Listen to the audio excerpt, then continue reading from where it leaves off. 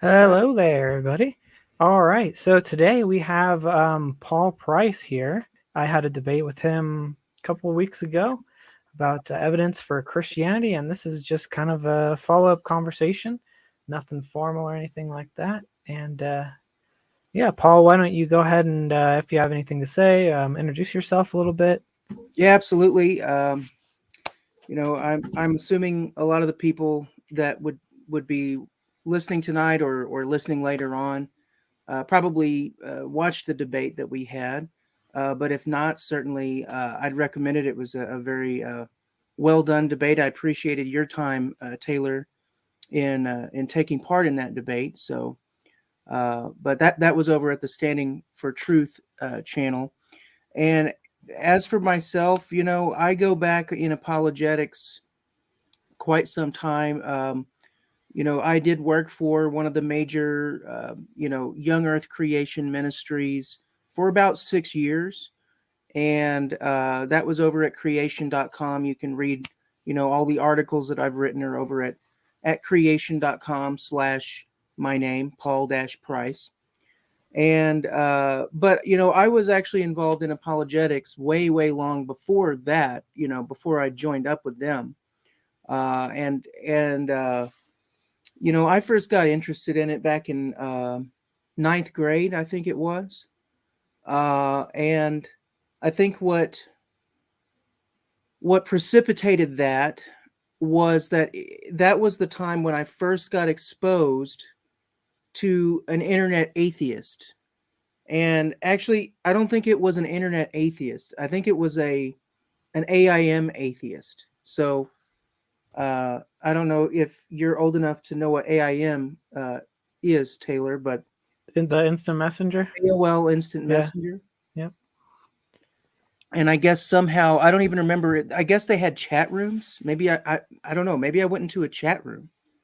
In between trying to punt people and getting punted, which is what they used to call it when you would use an auto rapid a rapid messaging program so that you would overload the other person's computer and cause it to crash.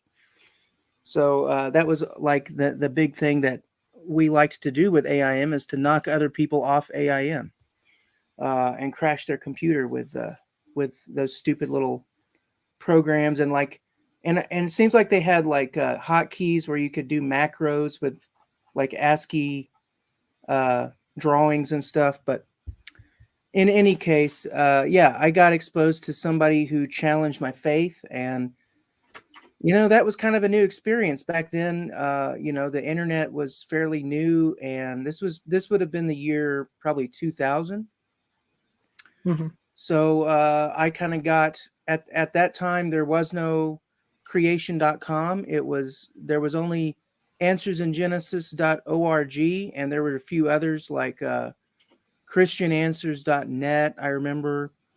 And I kind of just started reading some of that stuff. I remember reading Ken Ham's book, The Lie.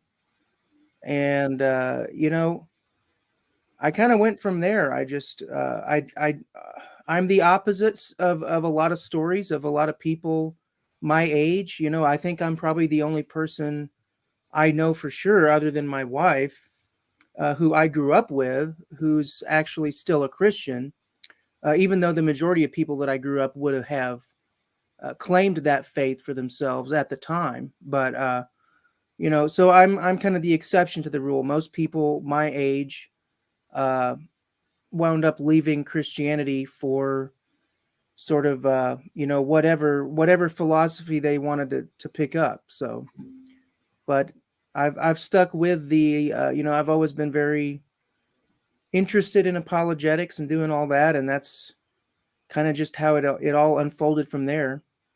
But how about yourself? I think I remember from our debate that you mentioned something about going to a Catholic high school and getting disillusioned with the faith there. Is that Hmm. is that correct? Yeah, well, it was my main really introduction into the faith. I knew about the concepts basically prior to high school. been to church, like a couple times. One was in England for midnight mass, basically kind of a tourist type of thing. But yeah, so I was interested in the concept of religions and world, and I was super into mythology as a kid. So But were you actually raised to believe in Christianity, or is that just something you were interested in? no, it was just something I was interested in. Oh, okay. Yeah. Um, and my parents are pretty neutral on the subject. They didn't really teach anything. Yeah. They but they're when I was in my like edgy atheist teenager phase, they wanted me to be a little nicer to religion too. So they're didn't really encourage atheism or anything. Um, But you were already kind of identifying as an atheist even while you were still at school. yeah, it was high school where pretty much I became an atheist. So Okay. I was interested, always interested in mythology, gods, and stuff like that, and I wanted to know more about Christianity, the native mythology of my people, the Americans, and so yeah, when we were looking at high schools, I liked this Catholic high school, and I thought there were a lot of things I liked about it, but one of the things in particular was I wanted to. I thought if I'm going to learn about God, this is probably a good place to go because there were whole classes on just the Bible.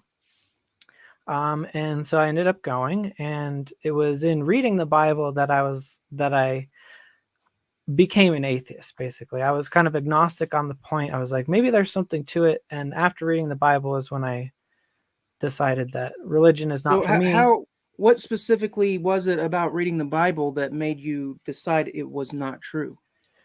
Uh, it was a lot of things. We'd be here all night, but one of the a lot of it was moral issues. A lot of it was just I don't know what I expected, but I didn't. I just found claims of miracles and nothing really substantiating it beyond that. Um, I mean, wouldn't you expect there to be claims of miracles? I mean, how could it be? How could it be God if there wasn't any miracles involved, right? I mean, wouldn't that mhm, just be like reading the Origin of Species? Well, let me take that back. Reading Origin of Species, you're going to get a lot of miracles, but uh, what's a better example? I don't know. Your eighth grade geology textbook or your eighth grade biology textbook. I mean, obviously, you had to expect reading the Bible that you're going to get mhm, supernatural reports, right? mhm. And I guess I was kind of expecting it to somehow back up the miracles with some kind of evidence. But how do you do that? Um, Like, for example, how do you back up a miracle with evidence?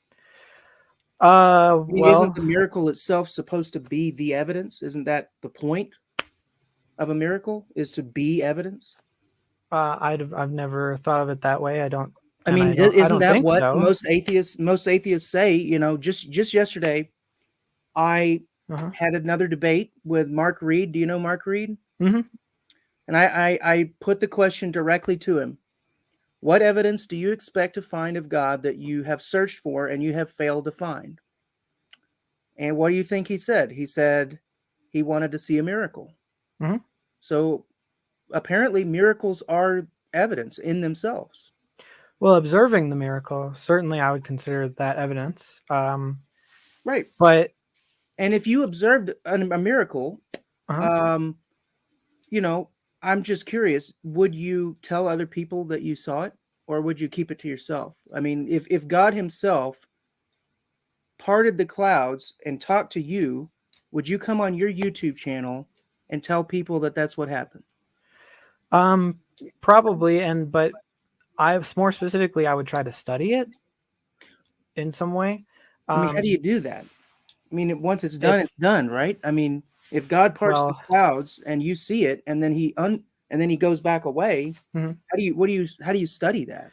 Well, a lot of science is actually art. Like it's hard to come up with a way to test something. That's a lot of that is just creative. So there's not a one size fits all. But one of the things that I noticed was it's like, okay, so there's all these claims of fantastical miracles happening in the past, and then at some point it seems to have just stopped. So it seems more like Well, just that's the storytelling claim. of like similar to like the Greek myths that I like I studying as mean, that's well. the claim that people make. Mark Reed made that claim yesterday as well. He was like, "Oh, well, what a coincidence that miracles happen to stop as soon as the the what did he say, the camera was invented or whatever." Hmm. Uh, but there that's kind of just an assertion. If you actually go out in the real world and talk to people, the miracles didn't stop. There are still miracle reports happening to this day. Um, I've experienced miraculous things. I certainly know a lot of people that have also experienced things that are miraculous. Hmm. But the thing is, it seems like you have kind of an unrealistic expectation that you expect that if God does exist, that everybody should get an equal share of miracles, right? Like somehow we're all entitled to a fair share of miracles. Is that what would you agree with that, or do you think that's a Um, mischaracterization? if the miracle maker wants me to believe in miracles, then it would probably be a good idea to have me witness one, because I mean, but do you that would think you're cause me to entitled believe to it. fair share? Do you think God owes everybody an equal number of miracles, like one per lifetime, or I don't know how many per lifetime do you think everybody is owed? Well, it's not that they're owed, but it would be a little unfair if you show some people the evidence and not others, wouldn't it? I think it is unfair. I mean, I wish that I got to see, what the Apostle Paul or Peter, or of course, no, I don't wish that I was I don't wish I was the Apostle Peter. He got crucified upside down. So, uh, you know, the more God gives you, the greater responsibility you have. So, when you're asking for some gigantic miracle to happen to you, you're kind of it's kind of one of those be careful what you wish for sort of things, because the people who are the greatest heroes of the faith are also the people that got tortured and brutally killed Mhm. for their beliefs. Well, that's fine. I So, mean, if I believed I had an afterlife coming, that really wouldn't phase me much. well, it Um, shouldn't, but the thing is, you do, and we all do. Whether we get tortured for our belief or not, we all do. And that's the part that it kept me up at night when I was in high school and somebody challenged my faith. you know for me, there's only one thing scarier than the thought of dying and going to hell. And the one thing that would scare me more than that is to just cease to exist. I would, mhm, if it, I know I've had a lot of people think I'm, crazy to say this, but for me, I don't know. I think I would still, I think hell is a greater dignity than just flat out ceasing to exist. And, I just, I don't want either one, but I could never willingly will my own soul out of existence. Like to me, that would be the worst possible outcome. So it was certainly a very jarring, thought mhm, to think, oh wow, could really my whole life be meaningless? And is it really possible that I'm going to live out my days on this earth and then it's suddenly just going to blip out like it never happened, and nothing that I ever thought will ever be remembered, and nothing I ever achieved will ever last. And that was just like the worst possible. I don't know how I could get out of bed in the morning if I believed that. And so, I'm biased because I do have something that I want, and that thing is eternal life. mhm. So I'm And biased I'm in favor of that. and a lot of atheists will say no, they don't want eternal life, but it is something that I would prefer to happen. So I'm kind of biased toward the thing that I don't believe is true, in terms of my preference. But I don't think that a finite life is meaningless. I think there's still such thing as meaning, even if something ends. Like like a movie will end, but I still think it has meaning. Well, but the movie Um, didn't really end if you've still got it in your possession, right?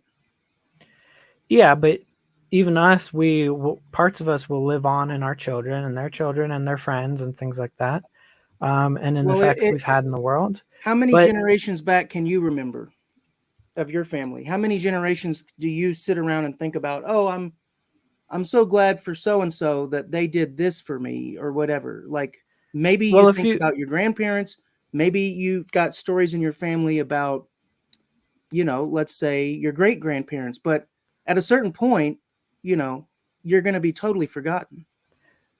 yeah, and there's records of my we have records going back hundreds of years, but um, Okay, but in it's the not scheme of things, like how long is hundreds of years? I mean, but it doesn't let's really matter if I forget, my Viking ancestors, that it's still a domino trail of their actions affected their children, which affected their children sure, into the but you present day. realize that whole trail is coming to an end, right? Sure, but that doesn't mean it's meaningless. Why not? And my preference just doesn't really change the facts. Well, I agree with that. Our preference doesn't change the facts, but um, it does change what we seek, right? Like Hmm. if I wanted something, that's what I would look for. So, you know, what I Yeah. want is to find evidence. What I want is to find the solution to the ultimate problem of humanity, and that is death. Hmm. So, And I agree, I'm never going to but stop I looking for that. I'm never going to just throw up my hands and say, well, I have no hope. I'm going to always be searching for that hope because there is really nothing to lose. This goes back to the Pascal's wager thing. There's nothing to be gained by devoting your life to an atheistic viewpoint. I mean, there's nothing at all to be gained from it. If you devote your life to God, even if you aren't, like, let's say you're not convinced that God exists at all. Let's say that were me, which it isn't. I am convinced, but let's say that I wasn't yet convinced that God existed. Me, I would still devote my life to God nonetheless, because it would just be a matter of like making the rational probabilistic choice of, well, I'm definitely not going to get anything out of it if I devote my life to atheism. So I'm still going to devote my life to this God that I'm not even convinced exists, because at least there is a possibility of hope. Does mhm. that make sense? Well, personally, I can't do that because if I don't see the evidence, I'm not going to be convinced, no matter how badly I want it to be true. But I do think that there's something to be gained from knowing the truth and to not having a low standard of evidence, especially because there are conceivable entities that would punish us for being theists and would reward being atheists. Yeah, but we don't So, have any evidence for such entities. That's you mentioned yeah, that. I don't think there's any evidence for any supernatural entities or even godlike beings at all. Well, let's say So, you told me, let's say that the situation that I described to you earlier, let's say that came about, and God appeared to you mhm, personally, just like you say that you would like him to do.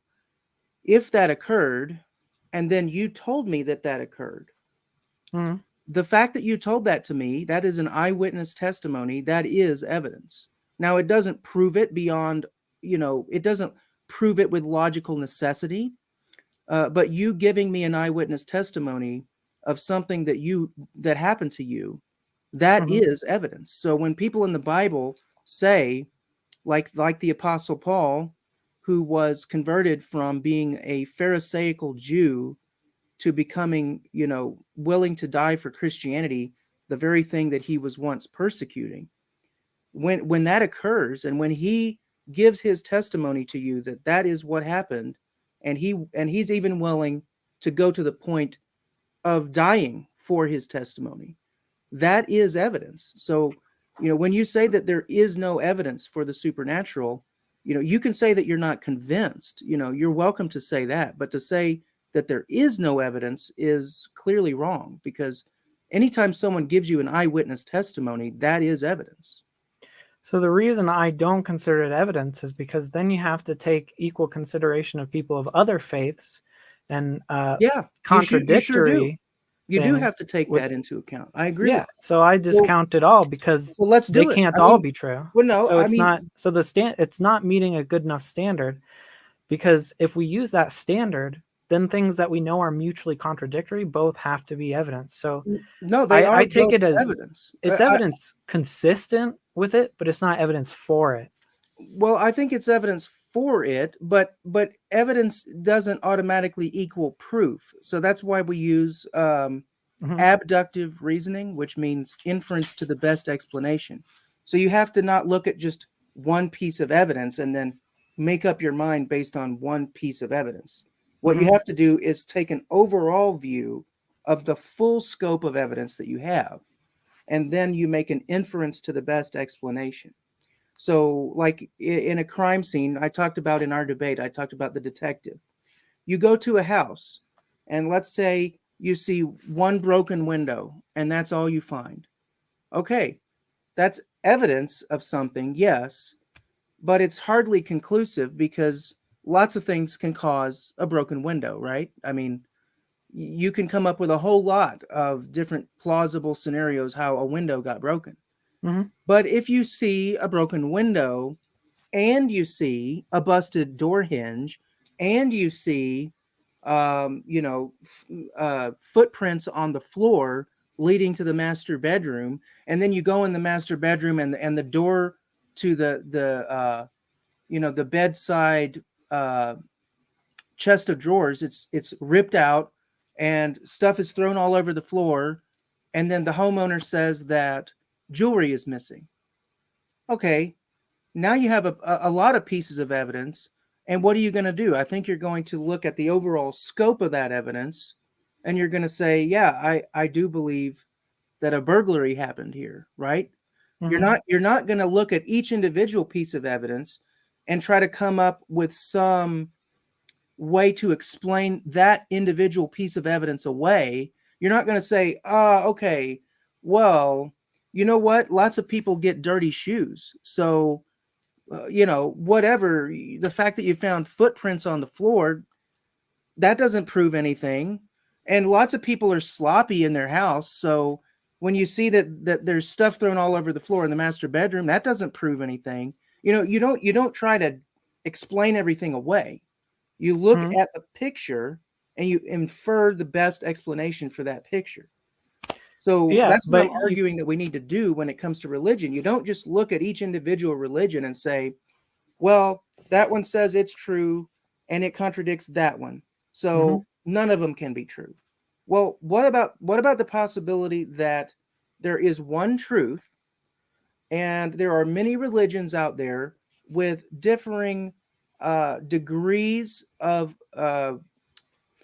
faithfulness to that one truth? Because yeah, Well, they can certainly not all be correct, but we so can't I just we don't can't just throw them all. You can't throw the baby out with the bathwater, so to speak. yeah, I mean I don't conclude that they're all untrue. They're one of them could be true. But what I do conclude is that if they're all at this same level of evidence and they're all saying different things with that same level of evidence, that doesn't meet the bar of Well, I think satisfactory I evidence. think you hit the nail on the head right there. We have to look at them and actually honestly ask ourselves, and we have to research and say, are they really all at the same level of evidence? Hmm. Because if they are, we have a problem. If they are, then maybe we do have an issue of, maybe nobody knows the truth, and that's logically possible. Hmm. Nobody. It's possible that nobody alive today knows the truth. So we have to contend with that. But if we look at the various religions out there, and we find that there is a great disparity of evidential support, I think that would lead us to a different sort of conclusion. So, I mean, to me, I have done that. Maybe I could have done it a little bit better. Maybe there are things I don't know about certain religions, but I'm familiar with the claims of all the major religions and most of the cults. And I've got copies of, I've got the Pearl of Great Price, the Doctrine and Covenants, the Book of Mormon. I've got the Quran back here. I've read all that stuff, and Mhm. they certainly are not all the same. But specifically, most of the world religions today, you really just have two choices. You can pick from, um, well, I guess more like three choices, because like if you pick Buddhism, then you've basically got a type of atheism, depending on the school of Buddhism that you pick. Some of them are closer to like a Hinduism, whereas some schools of Buddhism are closer to just atheism with a kind of philosophical framework applied to that atheism. Or you can pick, the polytheistic worldview of Hinduism and lots of other polytheistic religions out there. And I see absolutely no support for that worldview other than as a corruption of the real true worldview. Because if you read the work of Winfried Cordovan, and I can recommend his books, Winfried Cordovan. I think, hold on a second here. Where is that?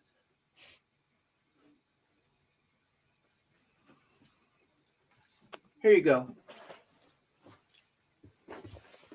This book right here. It's called Neighboring Faiths by Winfried Cordovan. Goes in great detail on all the world's religions.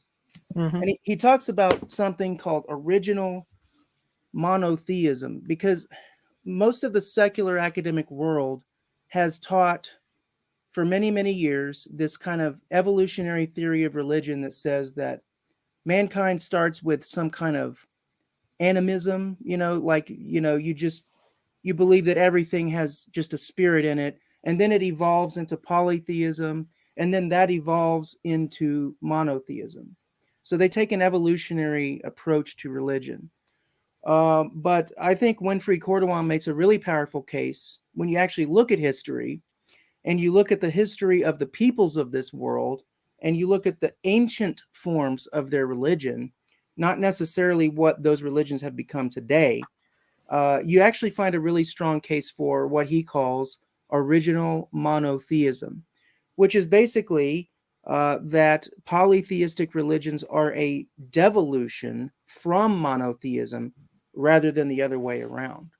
So when I see all these polytheistic religions out there, that doesn't conflict with my worldview. It's actually what you would expect from what the Bible teaches. The Bible says that this sort of thing happens. Romans talks about how, when people reject God, they start to worship the creature rather than the creator. Mhm. And Well, so it kind of makes sense from a Christian worldview to see these other religions out there. um, yeah, I mean, I've seen a lot of evidence that at least the Yahweh God came from a polytheist background, and I'll look into.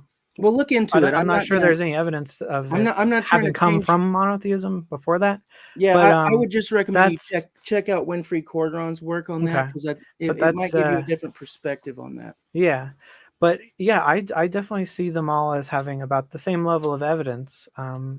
As far as, I mean, there's some of them that mention historical figures, and some that don't, and there's varying levels of ridiculousness. Like Mormonism is a level beyond, I think, a lot of religions. Um, but I think the more material there is, the more likely the authors of the scriptures are gonna be making mistakes. But But the yeah, I history of Mormonism, it goes back to Joseph Smith. You understand, uh he had a very similar experience to um, Muhammad. Are yeah, you familiar with what happened to Muhammad and Joseph yeah. Smith? So I just don't believe that any of their experiences were actually supernatural. Why not? Because I have no evidence to believe that they are. Because I know that it's possible. It's actually more likely that it was a hallucination or something with a natural explanation, because we know those things happen. We know that most religions are going to be false, even if we accept that there's one true religion. So we know that the experiences of most prophets over the time of the world have been not legitimate. Do you think it's just a coincidence that Jesus, before he, before he ascends to heaven and leaves the scene, in a bodily sense, Mm-hmm. Jesus warned his followers that there would be false Christs, and he also said that even Satan can appear as an angel of light. He warned his Mm-hmm. followers that. And you think it's a coincidence that that exact thing is what happened to both Muhammad and Joseph Smith, and both of those incidences resulted in major new quote unquote world religions forming, which are essentially a corruption of Christianity that came before. And they both started with a man going off by himself and being accosted by an angel. Now, in the case of Muhammad, he was physically attacked, according to his own testimony. He was physically attacked by an angel that pinned him up against the wall of a cave and crushed his body forcibly and demanded that he write something down repeatedly. And he crushed him to the point that he was afraid for his life, and he ran home to his wife. And the first thing he says to his wife is, I think I've just seen a demon. Now, this comes not from a Christian source. What I've just told you came from the Bukhari Hadith, Yeah, which I'm is familiar with, Islamic scripture. It's not scripture in the same way that the Quran is scripture to them, but it's like their version of like the, what's it called, the Talmud, or the additional writings that mm, they hold sacred. And yeah, this was only the the Quran is perfect. yeah, this was the testimony of Aisha from the Hmm. Bukhari Hadith. So, And Muhammad was most likely epileptic, is what I think is the most likely I mean, you explanation. can come up with that theory, but I but don't believe that a demon accosted him, and there's in his own words, that's what happened. So mm, that was his testimony. He believed it was a demon. His wife Khadija convinced him it was from God. And even after that, though, he was suicidal and tried to throw himself off of mountaintops for a while. mhm. But that evil being that had originally attacked him was always like stopping him from doing it. And then eventually he decides to go with the program and starts a new world religion.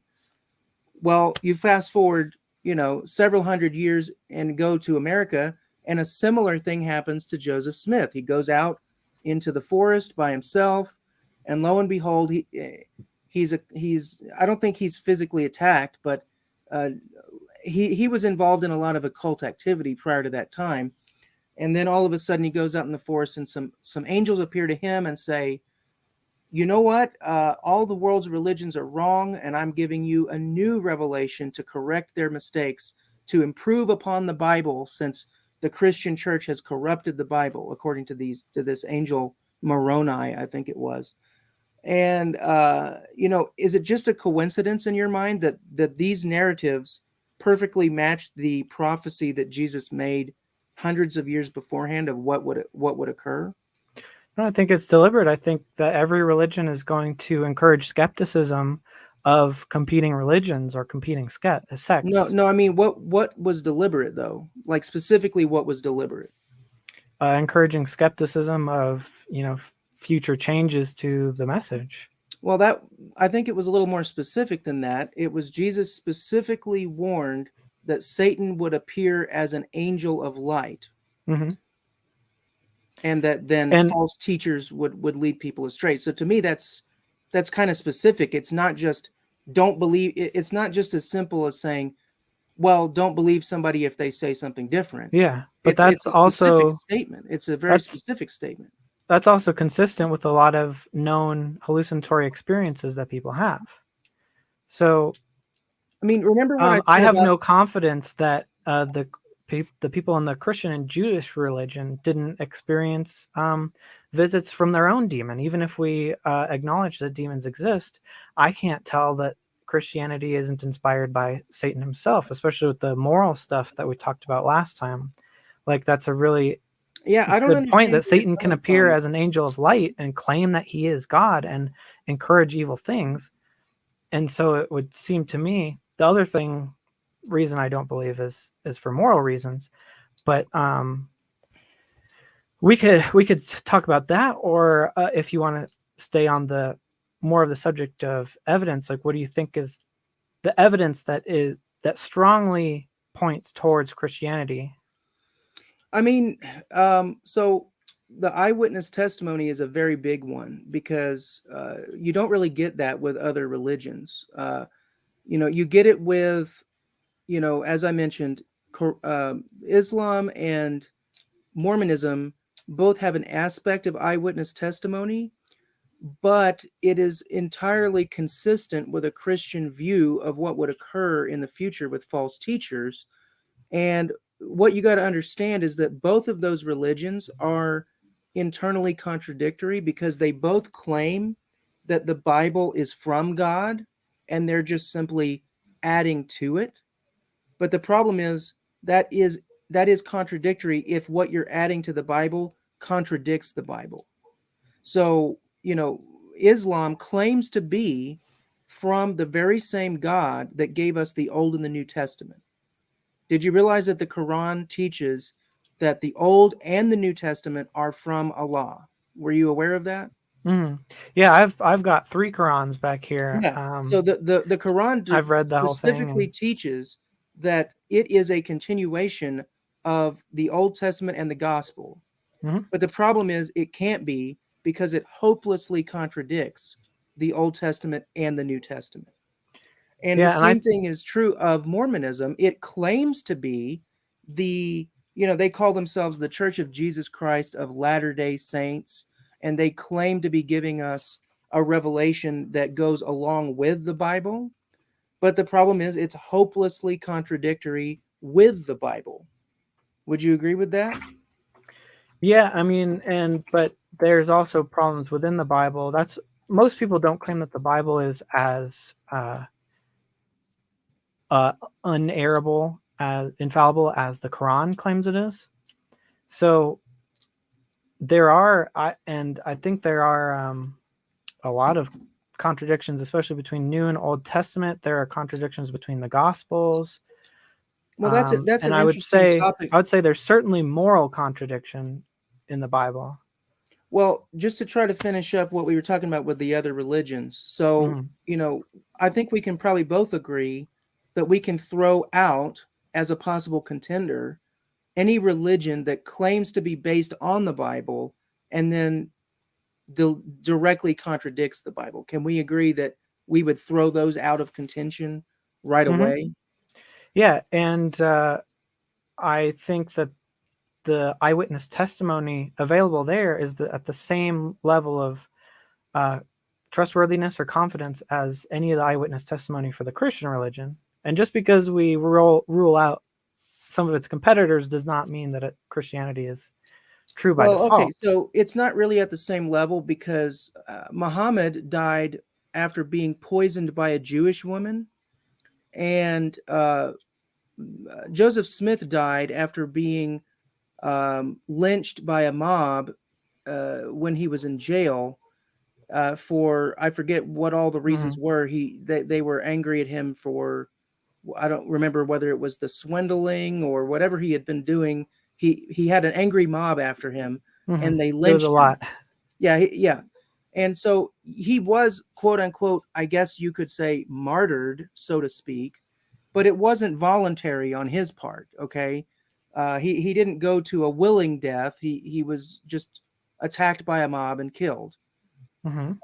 So I think you can definitely say there's a difference if someone is willing to give up their life for their eyewitness testimony.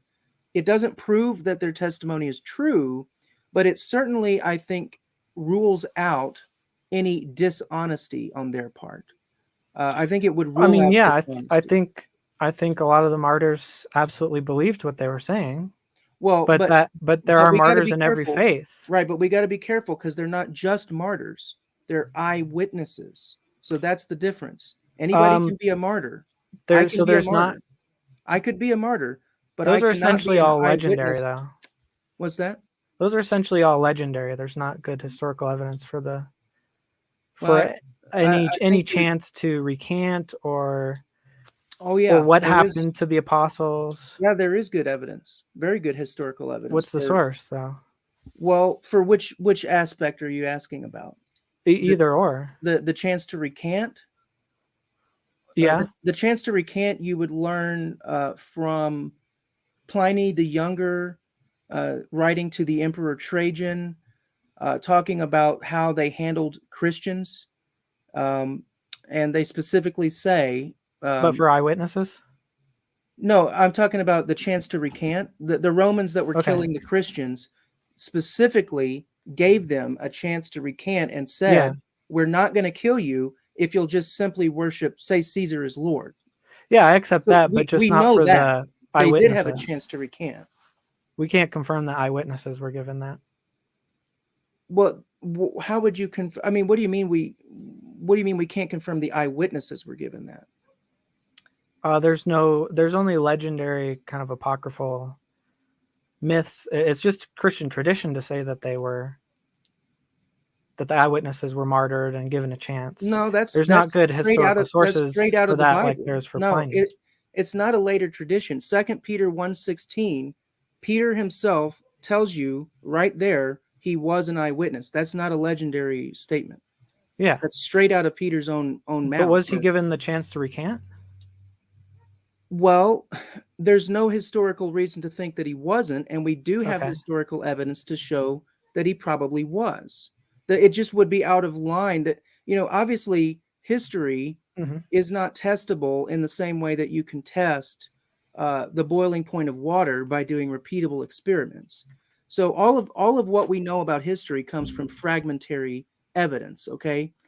So you can't expect that you're going to find oh well, yeah. This kind of goes back to the thing I told you about the crime scene. Yeah, you can find you can if you want to come up with a sort of reason to discount every little piece of evidence, like, oh well, yeah, maybe they were just sloppy and so they just threw their stuff on the floor. You can do that, but I don't think you're being reasonable when I've given you good evidence that Christians were given a chance to recant, and then to try to ask for special pleading and say, well, but you don't know that that specific guy was given a chance to recant. I Well, mean, to me, the eyewitnesses that's not are, how history works. but You know the what I'm stronger saying? evidence, of course, is the eyewitness accounts.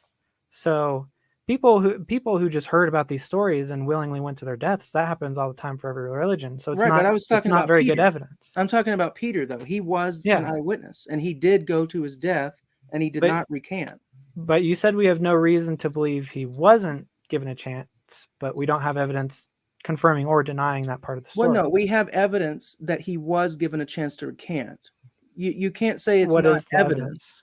The fact that we have a historical testimony from that time period about from a high level Roman to the emperor explaining how the Romans at that time were treating Christians, I think that's very good evidence that Peter was given a chance to recant.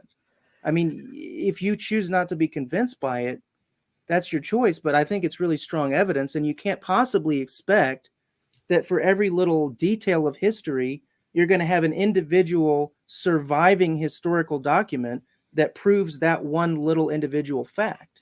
I mean, that's not. Yeah, but there We're, were we're talking also. about we're talking about ancient history, Mhm. and the fact that we even have anything talking about this issue at all is great, on historical standards. So, but if you So, look at the overall picture of what was happening, and how the Romans prided themselves in being tolerant and progressive, and they really felt that everybody can worship whatever they want. All they have to do is just pay their homage to Caesar, and we're fine with it, right? That's how they maintained their empire, is by letting people keep worshiping their local gods. It didn't matter as long as you said Caesar is Lord. you can do whatever you want. So, what reason would you have to doubt that the Romans would have given Peter specifically a chance to recant? I would put it back to you on that. Well, we have no reason to believe that it happened either, because we know Well, there you were summary executions, there were cases where they weren't, and there were cases where they were. But even so, we can even grant that. okay? Let's grant it. And I, there's still, as long as there's a natural explanation for his conviction, that's always going to be more likely explanation than any supernatural explanation. Well, didn't you just that statement that you just made there? Is that not an admission of a anti-supernaturalistic bias in your thinking? No, because there's no evidence of the supernatural. So, But you're discounting the evidence by saying that you don't count it as evidence since you can come up with a naturalistic explanation. So it's kind of a self-fulfilling prophecy. On the one hand, you say there is no evidence, but then when you're shown evidence, you say, well, I'm going to prefer a naturalist explanation for that. So it seems but like a circle, a it's a self-fulfilling less prophecy there. it's a less likely explanation because there is no independent confirmation that there's ever been a supernatural thing in any sense. What do you mean by So, what is an independent confirmation, though? What does that mean? uh, any reliable evidence. What does reliable mean? It means that it can, well, it has predictive power. No, And prediction doesn't work in history. Prediction is something we use for operational science. So that in right. So operational science, in if there operational was, science, you can predict the experimental result that you're going to get. But in history, prediction isn't what we do. We do abductive reasoning. We look at the scope of evidence and we infer a best explanation. so the point I'm making is that if there was some theory or concept of a supernatural that allowed us to predict the behaviors of the world, then that would be evidence of the supernatural. But that's redefining the supernatural to make it natural. If it were predictable in that way, it would be natural, not supernatural. But that's not my fault. I'm not You're just going to reducing it. accept that something is true just because it might be true. We don't really have a way of confirming it, and that's its nature is Well, not to be well, I think confirmable. we And can so do I'm just better not than going to that, believe though. it. We can definitely do better than it might be true because what we have is multiple independent eyewitness reports of these events that occurred, and then on top of that, just just having multiple independent eyewitness reports is great in and of itself. But on top of that, we know at least some of these eyewitnesses went to Mhm. their death willingly rather than to recant their testimony. But we So, know those um, experiences can be false, and that conviction can be based on false beliefs. well, let's talk about Peter. Uh-huh. So, Peter's conviction, what is your explanation for Peter's conviction? So, you know that Peter, you've already said that you're willing to grant that he was given a chance to recant and he didn't. Hmm. So we know basically that Peter was not lying because men do not die for what they know to be a hoax. Hmm. So he had to at least believe what he was saying himself. So what is your explanation, your naturalistic explanation for Peter's conviction that not only that Jesus was crucified, which in and of itself is a fulfilled prophecy, but then on top of that, Peter was convicted that crucified man rose from the dead and appeared to him, and and then ascended to heaven. So how do you explain that Peter had such a conviction so strongly that he was willing to die for it? So yeah, I mean, there's tons of ideologies out there that people are so convinced are true that they'll die for it that we Right. know This are isn't an false. ideology, though. This But is an eyewitness well, it doesn't matter. testimony that Peter had. Ideology, you can be mistaken about something and believe it to your grave, right? And then in the specific instance of Peter, who's the only firsthand eyewitness account of seeing the resurrected Jesus that we have, Well, that can he's not the only account we have. firsthand, right? Not the only firsthand And account. then Paul saw a vision of Jesus, but that wasn't Yeah. the But resurrected Jesus, John right? John is another firsthand account. Um, Matthew's a firsthand account. Luke oh is not no, those firsthand. were written. Those weren't written contemporary to Jesus. Well, they weren't written contemporary to Jesus himself. They were written contemporary to the eyewitnesses. That's what we're talking about, right? Not We're talking about the eyewitnesses, not Jesus himself. But are they recording eyewitnesses or are they firsthand accounts of witnessing these events? Well, Matthew is a firsthand account. Mark is essentially a firsthand account. It's technically not firsthand since Mark wasn't the guy. Mark was Peter's interpreter, but it's a firsthand account in the sense that Mark recorded Peter's testimony. Um, and then John, that is a firsthand account. John is an eyewitness. And then Luke was a historian who traveled with these guys, and he even says at the beginning that he's putting together everything that he's been able to figure out about what occurred. So Luke is a historian. He wasn't a an eyewitness in the same way, but he was gathering information from the witnesses that he had available as a historian. But all of these were completed during the contemporaneous lifetimes of the eyewitnesses. These are not legends that developed hundreds of years later or thousands of years later, which, by the way, going back to your statement about all of the religions being equal, that is actually a very different thing about Christianity compared to any other, ancient religion out there. Certainly very different from Buddhism. We don't have firsthand accounts of Buddha. We don't have firsthand accounts of the ancient Hindu deities. We have stuff from way, way, way, way, way later. So that is a very different thing to have an eyewitness account written contemporaneously with the eyewitnesses. Wouldn't you agree that's a difference? Well, there are eyewitness accounts of the gods themselves from Judaism polytheists, and for Hindu religions there are Buddhist martyrs, and I'm not understanding the connection there, or what does that have to do with this?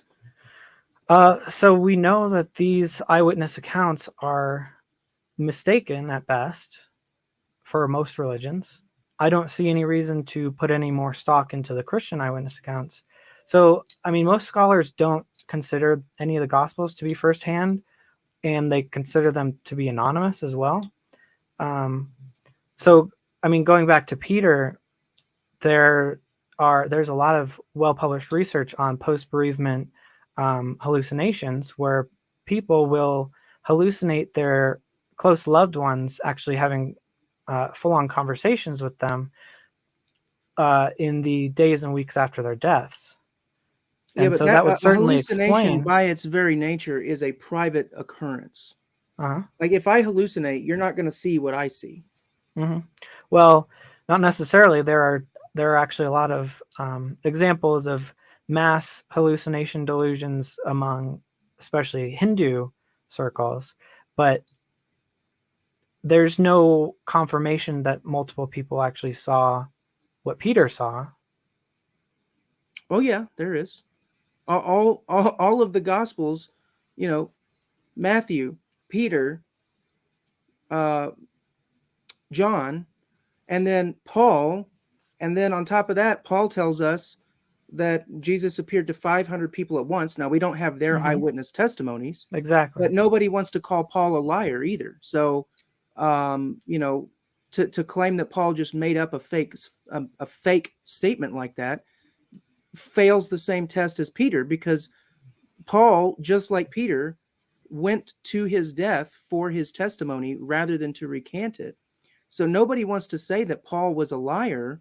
And Paul said that, and not even these scholars that you're referring to, nobody wants to call Paul a liar. But Paul says, hey, if you don't believe me, you can talk to these 500 people, some of which are still alive to this day. That's what Paul said, who also saw this. So it's not even just the disciples that witnessed Jesus. It's many, many people over a period of 40 days. And Paul was willing to say, if you don't believe me, you can talk to one of these 500 people that he appeared to at once, some of whom are still alive to this day. And nobody wants to call Paul a liar because that wouldn't make any sense. So I think But we got really strong evidence that you have lots of independent witnesses to this miracle of Jesus coming back. And I don't think that the bereavement hallucination theory really works because, um, you know, when you're when you read what the Gospels say, the guys were their spirits have been broken. They didn't understand, even though Jesus had explained it to them, they didn't understand that Jesus was supposed to die and then he would come back. They didn't understand that, and they weren't expecting it. mhm. And one of them, Thomas, even said, he even refused to believe it even after they told him what occurred. He said, "I'm not going to believe it until I put my hand right into the wound." And so that's kind of the attitude of a lot of atheists today. I'm not going to So I believe it mean, unless I that put my seems hand like right in the wound. that seems like all the more reason for them to have those hallucinations, that they weren't able to accept it, Well, no, and they so their they mind they were went. defeated. They were still in a Jewish mindset of expecting a conquering Messiah. Yeah, So, so they would expect that he wasn't truly dead. well, no, because that wasn't really part of the Jewish worldview to have their Messiah was not supposed to die and then come back. So they were basically given up on the movement. If you read what one of the high priests said, see, Jesus wasn't the first guy who came along and claimed to be the Messiah. Okay, there were others before him, Mhm. and so the high priest said basically to let's just leave this guy Jesus alone, uh, because if he is really not of God, then his movement is going to die away on its own. Dead Messiah equals dead dead Messiah movement. That's how Well, it but always if worked in all of Jewish history. Every time some guy came along, claimed to be the Messiah, and then he died, what the very thing that happened is his movement lost all steam and he was forgotten because he was clearly not the Messiah. He died. but if it was Um, false, we'd still expect one or two of them to be successful once in a while. what do you mean successful? Just inspire a successful movement, Well, that's because not that what happens all Jesus the time. did. False Jesus prophets didn't inspire, inspire, he didn't inspire a successful movement. He came, he got humiliated, he died, and everybody lost hope. and then the religion Uh, exploded. Yeah, and that's a problem. That's a problem for the atheist to explain that explosion because it doesn't fit the paradigm. But It if doesn't it's fit the every paradigm other of history. religion that exists in the world, it was competing against other religions. It started off small and became larger. No, because this was a Messiah movement in the Jewish religion. And in the Jewish religion at that time, it was understood incorrectly that that Messiah was supposed to throw off the bondage of the Romans and free Israel from the Romans. So that was what the Jews expected. And the fact that Jesus didn't do that meant for them that, what, he wasn't the Messiah. So, like, even up to the point when Jesus was getting arrested, Peter pulled out his sword and tried to start the war right there. Peter thought, okay, well, it's time to start the war, and he pulled out his sword and cut off the one of the soldiers' ears, if you remember that part of the story. And then Jesus actually picked up his ear and healed it and said, this is not what we're doing. But the Jewish understanding was a conquering Messiah. So to explain how you had a failed Messiah and then somehow you get this claim that pops out of nowhere that he's risen and that his grave is empty, and somehow this new religion explodes in the very city that this alleged thing happened in. If that story was false and Jesus was still in the tomb, anybody in Jerusalem who was skeptical could have simply walked up to the tomb and viewed it. So to Well, explain it was how also claimed that tons of corpses were risen as well with Jesus, and they went to Jerusalem. And there's absolutely no historical attestation to that. That would have been like the an gospels earth are shattering event. historical attestation to that. But we can't take every claim seriously because they're fantastical. I mean, that word fantastical is a loaded and subjective word. I don't find it fantastical because I believe in God and I expect God at this particular pivotal moment in history. I would find it fantastical if God didn't do special miracles to show everybody how important this moment in history was. But So then for I me, have to take it's all every account of something fantastical seriously. well, I think you can take it seriously without believing it if the evidence doesn't support it. I think you do need to take every eyewitness account seriously. I don't Mm, think we just need to throw anything out. I think you take it seriously. yeah, and But the I Bible can't take tells us someone's that there word. are evil spiritual forces. So when I hear a supernatural account, my first instinct is not to say, "Oh, well, they're crazy." I'm going to take it seriously. But just because someone experiences something supernatural doesn't mean that it's from God. Yeah, and just because someone experiences something supernatural doesn't mean it's supernatural either. We know that a lot of them are mundane and just mistakes of the mind. I mean, yeah, there are And mistakes, or there or are like false claims of the supernatural. Nobody would disagree with that. Obviously, there are false claims out there. the game of telephone, uh just I can't take someone's word that 500 people saw something just because you say 500 people saw it, because that's easy to make up or easy to be mistaken about it. Maybe you heard someone else say that 500 people saw it, but you can't confirm that. Or maybe it was just a game of telephone that became exaggerated over time. There are examples of mass hallucinations, and there are kind of post hoc hallucinations where people will say, "Yeah, I saw him," and then the other person will go, "Oh, yeah, I saw him too," like kind of backfilling that memory. And we know that this happens. So Mm, just yeah, a but report that someone saw it is just I even mean, an I think eyewitness it's hard. firsthand account isn't quite good enough on its own. I think it's pretty hard. Like when you read these accounts, we're not talking about, oh, I saw Jesus out of the corner of my eye. Oh yeah, I think I saw that too. I think I saw him out of the corner of my eye. That's not the kind of thing we're talking about here. We're talking about Jesus appeared, went through walls, ate a piece of fish that they cooked for him in their presence. One of them stuck his hand into the wound in his side. So I think if all we had was a testimony that somebody saw Jesus out of the corner of their eye one time, yeah, that would be pretty flimsy. But if you read the It could have Gospels, that's not what we're talking about here. it could have started that way, and then by the 10th person who's telling it, there have been a Yeah, few but details added. we have the eyewitness reports. That's the problem. It's not a telephone game. Well, That's just a false characterization.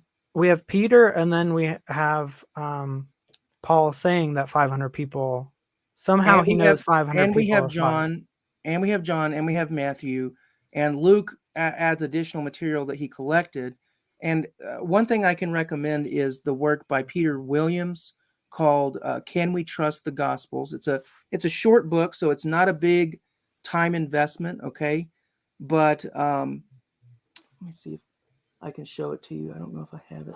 Yeah, but Uh, right here, right here. the Okay. Gospels. I don't know if you can still hear me, but This book right here, it's a short read, an easy read. It's not academically technical to read it, but mm, this guy is a strong academic writer, and uh, if you want to find some evidence that the Gospels are in fact reliable testimonies and were not legends that developed later on, this guy does a better job probably than anybody else today in making that explanation really clear. so he might. There's so many internal pieces of evidence that point to them being legitimate early independent testimonies that I can't ignore that evidence. Yeah, I mean, he might have something to overturn the consensus, but I mean, most scholars don't find these to be He's firsthand not gonna accounts, and they're Here, he's never anonymous. gonna But the consensus is never going to be that the Bible is true. I'm gonna burst your bubble right now on that.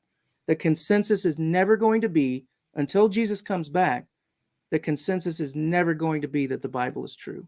And if Mm, it were, that would in fact invalidate the Bible, because the Bible says it will be rejected by most people, and that the academic and the learned and the so-called wise of this world are not going to accept this message. So yeah. I mean, if every that did religion claims happen, that. no, every religion does not claim that. Yeah, almost every cult, every religion says people won't believe us. We're going to be persecuted for our beliefs. Yeah, I don't So think so. I mean, it's a well-worn trope. I don't But think that you can show that that Buddha taught that, and I don't think the ancient Hindu gods taught that. I mean, if you're talking about cults of Christianity like Islam and Mormonism, sure, they stole it from the Bible, but yeah, it's a good I think tactic to say people won't believe us. That's a going to be a true prophecy, and then people don't believe your claims, and it's just a prediction that someone won't believe you. That's it's I fairly mean, if I were mundane. starting a religion, I would not predict that people are not going to believe me. I wouldn't set myself up to fail. I Mm, don't think that's how people I don't think certainly that's how ancient people thought, and I don't think even today, like you look at a modern day religion like Scientology, started in the 1950s or whatever. It's nothing like the Bible. The Bible is the last thing I would make up if I were making a religion. I mean, the guys made themselves look like idiots. If you read the Gospels, the the disciples look like idiots most of the time, and then they wind up having the first people who experience the risen Jesus be women, and that was way out of character for the time, because women were not considered reliable witnesses, and their witness wasn't acceptable in a court at that time. So there are many, many, many things about the Bible that are just like, wow, why would you make that up? To me, saying that the Bible was just made up mhm. is just the worst possible way to address it, because it just doesn't read like something that would have been made up by somebody. Certainly not the people who were the eyewitnesses, because they don't paint themselves in a very good light at all. And that's common. But again, That's not that's common. not No, that's not evidence. common. That's simply not common. I find that at most religions, the disciples are acting like idiots. I don't But even know what you would be referring to there. but it's not. It's again not evidence for. It's just evidence that's maybe consistent with. Well, what would be evidence for? Because I don't think I understand. And by the way, I'm enjoying this conversation. Mhm. I do have a hard stop coming up in about 15 or 18 minutes. So Yeah, yeah. I just so have a you're aware. timer. Okay. Yeah. Whatever you want to talk about in the last 15 minutes or so, go for it. If you want to continue this line, it's fine. But I'm just letting you know I'm running out of time. But I Yeah. wouldn't be opposed to doing this again in the future if you Okay. feel like you'd still like to talk about some more stuff. But Yeah. Yeah. yeah, I Definitely. was just saying, what is, you say it's evidence consistent with, but Hmm. not evidence for. And I'm just wondering, what is evidence for?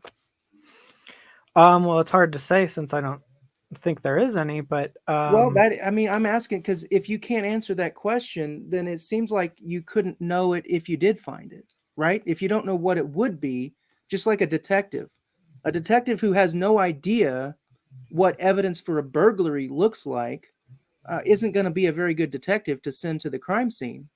If you send a detective out there and you ask him, okay, so what sorts of things are you looking for to determine if a home break-in occurred? And if that detective says that he has no idea, you're not going to have a lot of confidence in that guy. I mean, right? You got to know what you're looking for if you're going to even recognize it when you do find it. yeah, but that's not in itself evidence for Christianity. Just No, because I don't know what the evidence would look like. but how But can you that's say actually a it's lot not of evidence if you don't know what evidence is, right? How can you even have a statement on it? well, if we have a claim, we can evaluate whether it is good evidence. But I No, you can't tell. have to I can know tell you what. where the bar is, but I can't necessarily tell you what hypothetical thing would meet the bar. Well, Like for no, example, a lot I of think you have to be able to tell me that if you're gonna turn around and say X, Y, or Z is not evidence, If you don't even know what evidence Yeah. would be, then how can you possibly say that that's not it? I can't think of every possible way, but I have a few examples. Go ahead. Um, but like with a murder, a lot of these things, a lot of murder investigations are solved with unexpected evidence that they weren't able to predict. It kind of just falls into their lap, or they do all the usual tests, nothing comes up, and they have to find some creative way of doing it. So, or someone speaks out and leads them in a new direction. Now that would be So it's not, eyewitness testimony. Someone speaks yeah, out, that but would be eyewitness testimony, yeah. right? So if the testimony is able to give us predictive information, like this guy did it, if we look into this guy and we start finding more stuff, more smoke, then there's I mean, probably but fire there. we were just talking about how the Gospels do have predictive information in them. For example, Mhm. prior to the fall of Jerusalem in 70 AD, Jesus predicted that the temple would be destroyed. That's predictive. And then it did happen in 70 AD. Mhm. And then Jesus predicted that uh, angels, Satan would dress up as a being of light and deceive people. That happened. That was predictive. And then there are lots of prophecies that have not been fulfilled, but on the other hand, um, we are entering into a time now when it is now more plausible than ever to see their fulfillment. For example, lots of prophecies are unfulfilled in the Bible about the nation of Israel. And prior to the year 1948, any skeptic like yourself looking at the Bible would have scoffed at that and said, "Ha, you know, the nation of Israel has been gone for thousands of years, and now the Bible is talking about the nation of Israel like something's going to happen in the future with it, when the people are scattered all over the globe and it's a desert with nobody living in it." And then out of nowhere in 1948, by decree, the nation of Israel was recreated and the people started streaming in from all over the globe. They resurrected their ancient language. And now all of a sudden we have a nation of Israel. Who would have predicted that other than, of course, the Bible? That was predictive. And then it happened. And then, in the book of Revelation, it talks about something's going to happen in the very end time. Something's going to happen. And everybody all over the world is going to watch this event happening. And prior to the advent of modern technology, how could you have looked at that and said, okay, what is that talking about? Everybody's going to watch this. Everybody in the whole world is going to watch this event. How can that happen? Now it was predictive because guess what? We have mass media. We have the internet. Everybody can watch something happening. Then in the book of Revelation, it talks about an image being given the power to speak and to cause everyone who does not accept its mark to be, unable to buy or sell.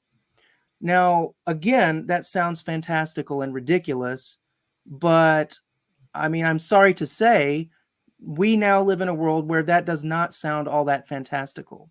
I don't know if you're familiar with the recent advancements in AI and Chat GPT, but we now live in a world where AI is able to very convincingly um, mimic human speech. So the idea that an image could be given the power to speak and to even make a decision about things, Mhm. that's actually not so far-fetched, is it? I mean, that can easily be So attained. so yeah, I mean, a lot of these things are vague predictions, and like other It's not vague, people it's very from specific. I mean, we're from talking stuff history. we're talking stuff that would have seemed totally outlandish only a few years ago, and Yeah, I now mean, but all of a sudden there's it's not prophecies fantastical. there's prophecies that could be shaped to predict 9/11, and they're not from Christian sources. And like there's a lot of that. But so all the supernatural prophecies have completely failed or not come true, and only mundane Yeah, ones that that's we'd not the case. expect, like a city gets destroyed, which happened all the time, especially to every ancient city. Would you have Some of those expected have I come mean, true, do you think but it's can just you not point to consistent anybody enough. can you point to anybody that would have predicted uh, the ability to give an image the power to speak like a human? I mean, that's sounds like a myth. Well, science fiction does this all the time. Yeah, They predict fiction. future technology, Well, that's a or self-fulfilling prophecy because all these nerds that are making the technology grew up watching that fiction and they can't help themselves but to try to make that thing that they watched in their fiction. And they never seem to think about the fact that, oh, by the way, that movie that you were watching was a dystopian nightmare movie. And they never stop to think, huh, maybe I don't want that world to become reality. So no, in fact, we're Mhm. heading straight to that dystopian nightmare future from Terminator and whatever. We're headed straight there Yeah, I think because there's definitely some concepts in ancient mythology that are definitely have applicability to modern times, and sometimes it's a stretch, sometimes it's really uncanny, but it happens all from all kinds of different sources. So I think these are kind of weak cases, but if you wanted to, in our final minutes, go into kind of some of the contradictions I find in the Bible, that that yeah, kind of there's relates I to hate like to tell you a there's failed prophecy. in 10 Yeah. minutes there's hardly going to be time. If you want to mention one single thing, maybe there's time, but we wouldn't have time for more than one relatively simple one because Mhm. yeah, that's a deep topic.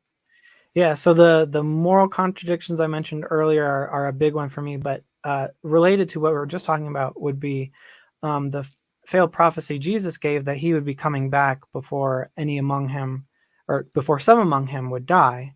I think pretty much conclusively rules out Christianity for me. Okay. Uh, Let me 1 second. Let me get my reference materials as well.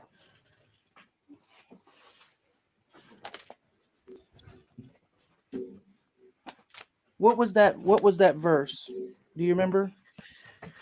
I've got to look it up. Let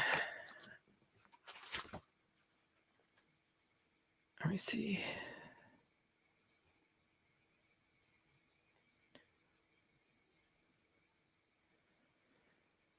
Dead air while we both look up our source materials. Yeah.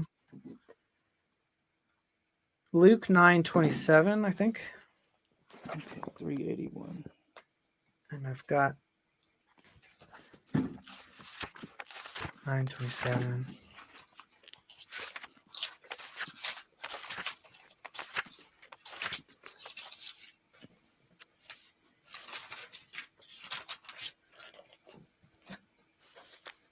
Okay, Um, yeah, are I've you got it. sure? Is there a parallel verse for that? Do you know? Luke 9. Um, I know I've read about that particular verse in this reference book, but I think it might be in another gospel like parallel. Let's see. not sure. I think You're this talking is you're talking about the verse where he says, "This generation will not pass away." Is that the verse you're talking about? the one I'm at says, "Truly I say to you, there are some standing here who will not taste death until they see the kingdom of God." Okay, that's not a contradiction because okay, so I thought you were talking about the verse from Matthew 24 where he says, "Truly I tell you, this generation shall not pass away till all these things be accomplished." I thought that's not the one you're talking about. Matthew Oh, and 24:34. the parallel one would be Matthew 16:28.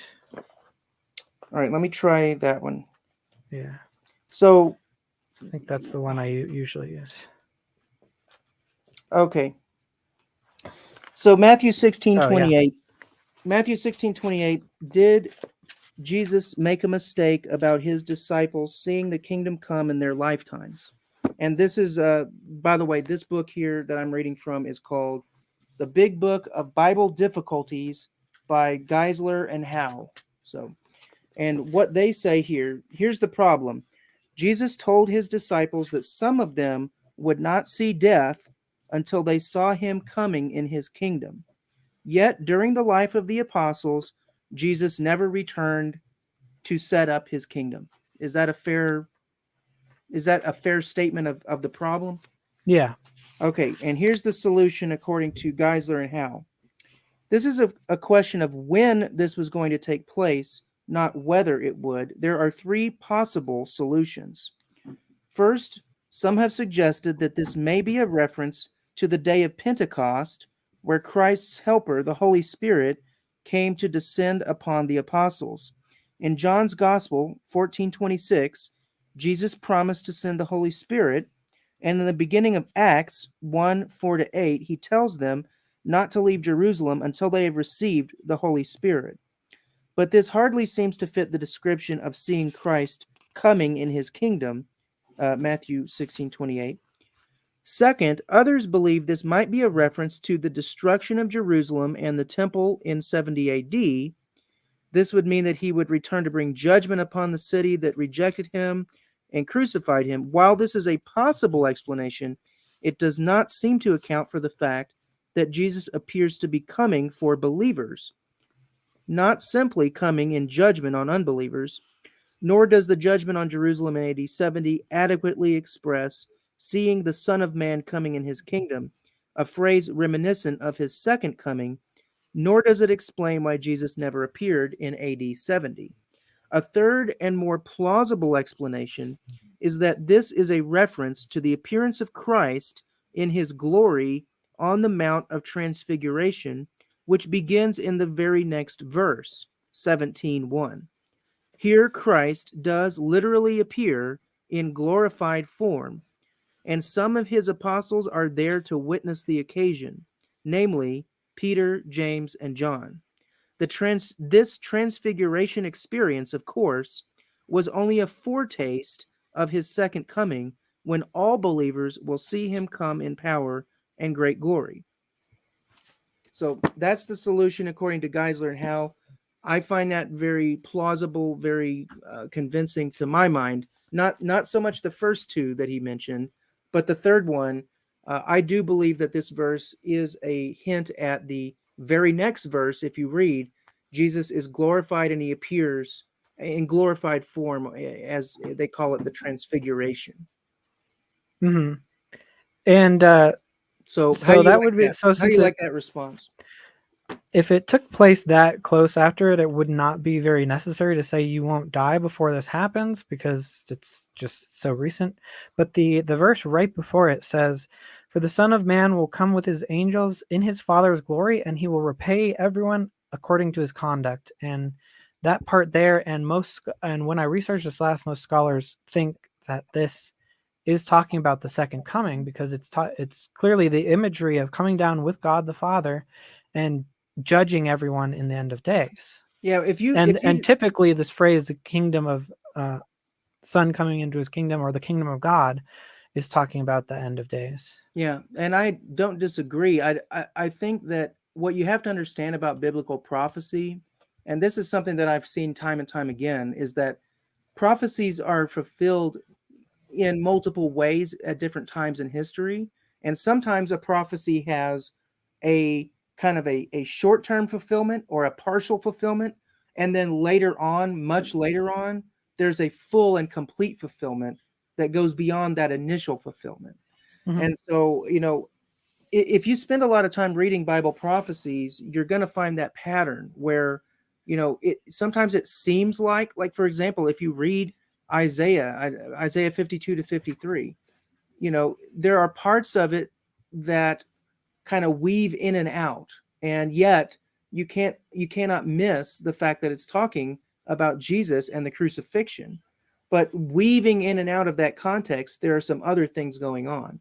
So it's not as simple as just saying, well, it's not a simple. You can't look at it just in an overly simplified way, which is why the Jews themselves didn't properly understand their own prophecies about the Messiah before he came.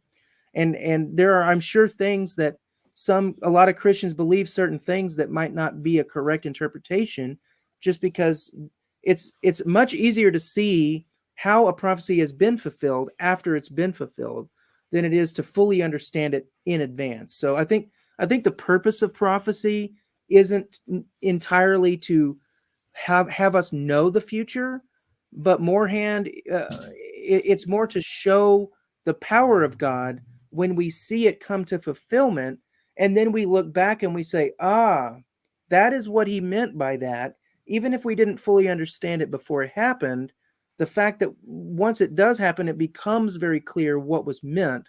And that's kind of how Bible prophecy works. It's more about displaying God's power than it is like giving us a cheat sheet to know what's going to happen in the future, if that makes sense. Mm-hmm. Well, I'll give you the final word on that subject, and we're kind of coming up on your. We're coming up on the time I got to Yeah. stop tonight, but I have greatly appreciated the time again. It's Yeah. been a Did you fun want talk. to say anything summing up, or should we just? I just want to say thank you for having this conversation, and I don't think it was at all a waste of time or anything like that. I think it was a profitable conversation to have, and maybe in the future we could set up another one. And if you guys want to, if your viewers would like to hear more or whatever, let's talk about that. I could certainly make time to talk again in the future if you'd like to. So we'll have to put that on the calendar if you'd like to. Excellent. Yeah. Well, thank you for indulging me here and coming to I talk with encourage you me. to keep searching. Hmm. Atheism I isn't think. gonna atheism is not gonna give you anything, and I think you know that. I mean, you've basically said as much. That you would like it to be true for you to have eternal life. You just don't think that you've found the evidence for it. Well, I would just encourage you to not stop searching Yeah. because Well. there's nothing greater than that gift. And so even if even if you think you've only found it by 0.001%, don't stop searching, because again, you're not going to get hope from anywhere else. You're not going to upload your consciousness to the internet. I mean, I hope you know you're not going to get to have eternal life by by becoming a transhuman cyborg or anything like that. Obviously, that's just not a source of hope. It's a false hope. So Well, we'll talk more about that next time. But I think even if there is kind of you know, even though we have less time on this existence, if there is no afterlife, I still think there is meaning there. Um, so, yeah, but yeah. I'll Well, I appreciate definitely your have time. another talk with you. It's all about the conversation. I think that is part of the meaning of life, is Yeah, just to kind of participate in the awareness of things. So, sure. yeah, Well, it was fun, and I will catch you next time. yeah. Thank you. Have a good Bye. one. And you're free to go wherever you're off to now. I think I'm going to have someone on after this. Sure. I think he wants to talk to me, but yeah, Take care. thank you. Have a good one. All right, King Xerxes, what did you want to actually come in? And also, I'll just open it up actually. So if Bree or someone else wants to come in too, I'll give Xerxes the first question, or whatever you want to kick off the topic, or. But here's the link.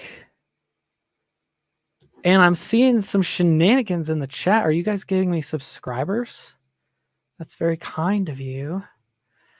I've been fretting. All of a sudden I'm close to 1,000. I'm like, what am I going to do with my 1,000 special? I had stuff planned for each other milestone. The last milestone I think was 666 last year, which of course will always be the most important milestone. Hello, King Xerxes. Hello. Hopefully my mic is working fine.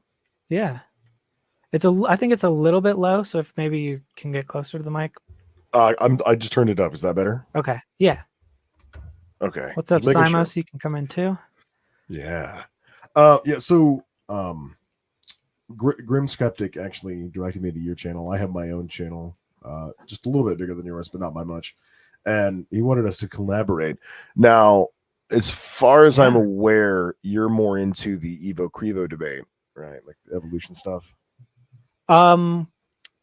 Yeah, I mean, it's mostly what I do.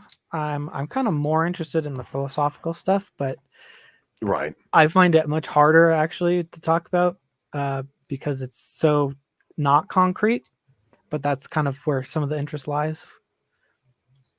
Yeah, so as far as like biblical history and New Testament history, that's my stuff. That's where my area of expertise lies. So all the stuff that Paul was talking about when he was up here earlier, that's where I mostly focus.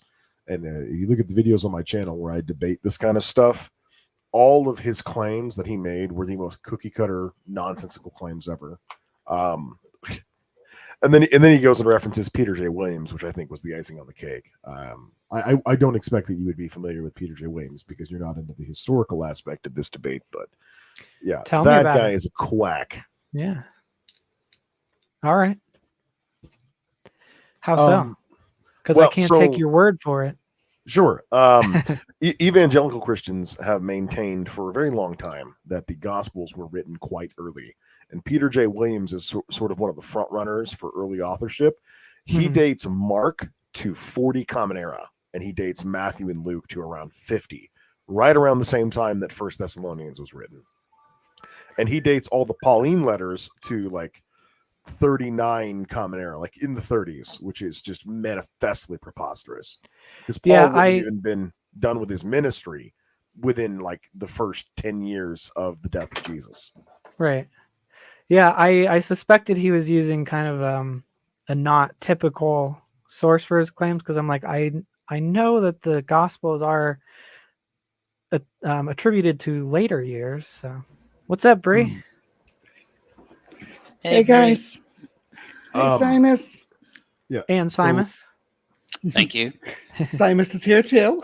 I just wanted to say, so this guy, Uncensored Pilgrims, he was trying to claim that they are the same. Is that right? Or they're talking about what, the same God, or what that who are the same? The Old Testament and New Testament. Oh, that they're the same God? Well, yeah, he's a Christian. Sure.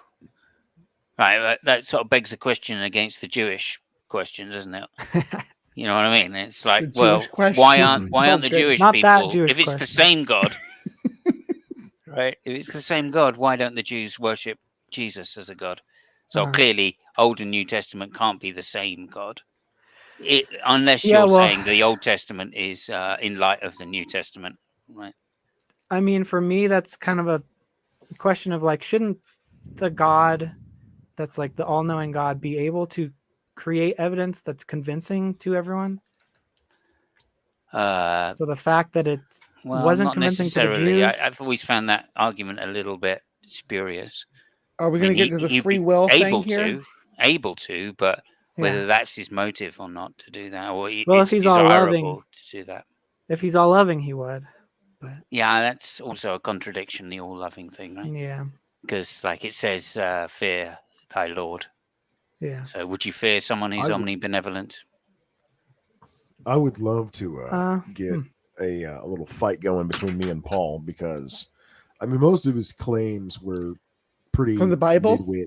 Yeah, of at least the New Testament, because the thing that he kept repeating was eyewitnesses. Okay, none of the four Gospels are eyewitness accounts.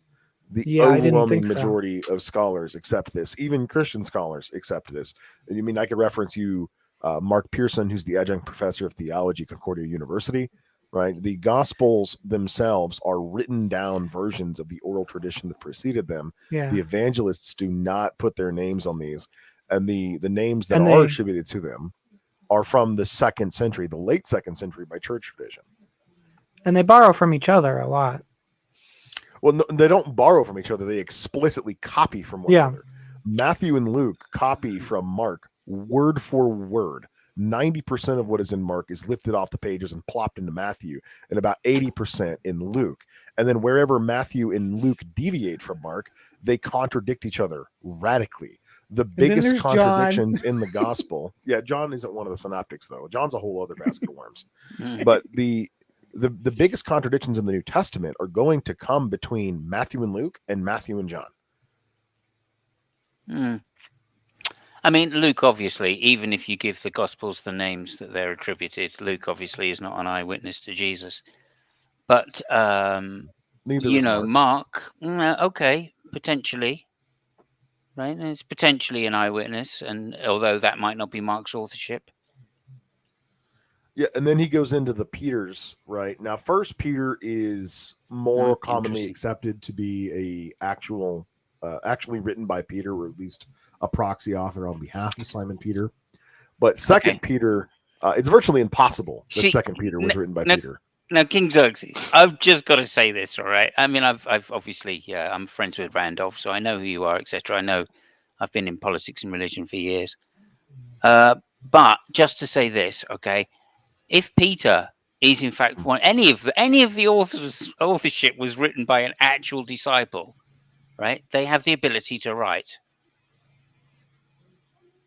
right? So that in itself is quite astounding, I think, right?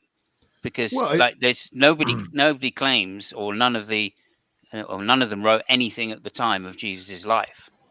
Well, So according to Acts chapter 5, both Peter and John were illiterate. Right. Okay. So I mean, there you go. Right. So Peter's out. But the point is, if any of the apostles could write, then why? The question is why didn't they write anything in the time of Jesus? Why wait another 20 years, 30 years before writing anything? Well, Mm-hmm. I assume that when I say Paul, I'm referring to the guy that you were talking to a minute ago. If I'm referring to Paul the Apostle, I'll say Paul the Apostle or Paul of Tarsus, just to delineate between the two. But what Paul was saying earlier, I'm given that he was referencing Peter J. Williams, I'm about 99% sure he would believe in an early authorship, that he would believe that all four Gospels were written before 60 Common Era. And that is just a ludicrous position to hold. The main way that we know how ancient texts were written is through a process called philology. Philology is the study of the actual style of writing.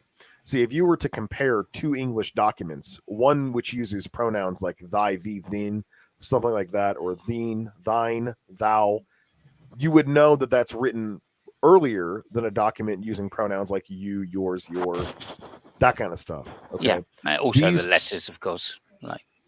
And then the other thing is the letters they use. That's another good point. And then the third thing, especially for more antiquated languages like Koine Greek, is that they did not have a standardized spelling. Whereas in English, if I want to spell daughter, that's spelled a very specific way. If I want to spell California, that's spelled a very specific way. But in Koine Greek, you can actually spell the words however you want, so long as you're using the correct characters and using the correct accent marks to provide emphasis.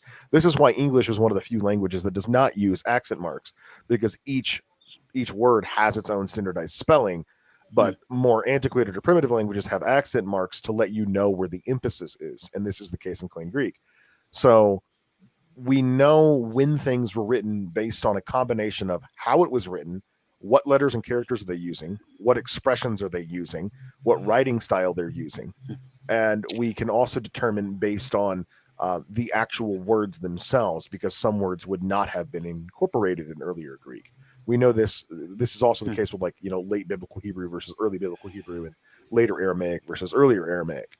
And it is just so ridiculous to think that, to provide a comparison, thinking that any of the Gospels were written prior to the fall of Jerusalem or fall of the temple is tantamount to believing that Shakespeare was written in the 1900s. Fair enough. Also, just to point out briefly that we don't have original text anyway. So all of the hypothesis is based upon information in the text. And if that isn't a problem for you, then you're just not being critical enough, I'm afraid. Yeah. Or a better analogy would be Harry Potter being written in the 1800s, right? Like, we can tell very easily that this is not a work of any English-speaking person in the 1800s. And of course, these are greater gaps of hundreds of years, but you have to maintain those gaps in modern examples because of the fancifulness of communications, right? Like, languages would have changed much more radically over short periods of time back then, when only very few amount of people could read and write, versus when languages became standardized in academia and more people became literate. So once you have a population with a literacy rate over 50%, the changes in the languages take a lot longer. You're not going to see radical differences in the way that people spell and write certain words in just a few decades, as you would in more antiquated languages like medieval Latin, classical Latin, Koine Greek, those sorts of things. And as far as like the attestation of Peter himself, 2 Peter, beyond any shadow of a doubt to a non-believing scholar, it is only believing scholars who maintain that 2 Peter was written by the Apostle Peter. Anybody who does not have a commitment to the infallibility of the Bible or an early authorship of the epistles does not believe that 2 Peter was written by Peter, mostly because 2 Peter almost word for word copies from the Gospel of Jude.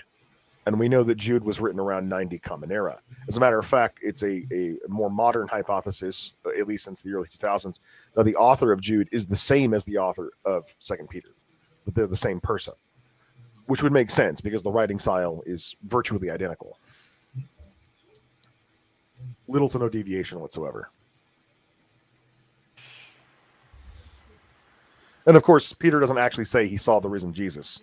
He says in 2 Peter, he even says he was he or a group of people, it's not exactly specific, were eyewitnesses, plural, to the majesty of God, not to a physical, resurrected, corporeal Jesus.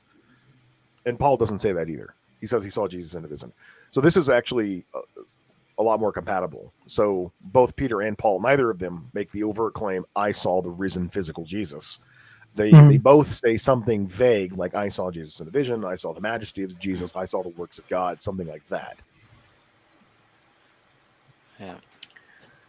I mean, the Gospels themselves say nobody saw the resurrection. Yeah. I mean, just to say that the women What was came the- the next morning and the tomb was already empty. So therefore, they're saying specifically nobody saw it. They went and told the apostles, and the apostles were amazed, so amazed they went and saw the tomb. Right. Well, if any of the apostles had seen the resurrected Jesus resurrecting, then they would have presumably not bothered to go to the tomb because they would have known. Right. So again, it's logically it's a bit of a mess, and you can tell that the stuff's added on, right, as well, like Mark and what Are you have trying you. to say, Snake? Yeah, what is the reference for Paul witnessing the majesty of God / the resurrected Peter? Jesus? Road to Damascus, isn't it? Do you mean Peter or Peter? Yeah, I referring to meant Paul? Peter. Sorry. Yeah. Okay, so that's in 2 Peter. I believe it's in chapter 2, or maybe it's in chapter 1. 2 Peter chapter 1. Okay. Let's see if I can remember the verse offhand. I try as much as I can to pull from memory because it's a lot easier than like going to the source material. But I know that 2 Peter, it's either 1 or 2, but it says something to the effect of, "For we did not follow devised myths when we made known to you the power of Jesus, but we had been eyewitnesses of His majesty." Something to that effect. I think that's like the latter half of chapter 1, so somewhere around verses 16 to 18. Yeah, I'm gonna look it up here. So he doesn't actually say, "I saw the risen Jesus," which was really funny, and I was screaming at the computer when I heard other Paul bring that up, because I thought that was it was either a lie on his part or he hasn't actually investigated this to the extent at which he was pretending he had. Right. Yeah, it says we had been eyewitnesses of His majesty. So Yeah, So and that's these- really vague. vague. I got a Interpretation. question. Since I didn't grow up with Christianity, I don't know a lot of how people are divided on this. Is it divided by churches how they view the versions of the resurrection and which ones they go by? Explain that to me, please. So the church divisions are not going to play a part in the resurrection. So anybody, like a plain reading of the 4 Gospels, you're going to get 4 different versions of the resurrection. Now they can kind of be amalgamated, at least with like Mark and Luke, for instance. They're somewhat feasible to combine them. But when you get other versions like Matthew and John, those are completely irreconcilable. And so what Christians will often do is they'll invent a completely different resurrection narrative that combines elements of all 4 Gospels, but not one that any of the 4 Gospels say by themselves.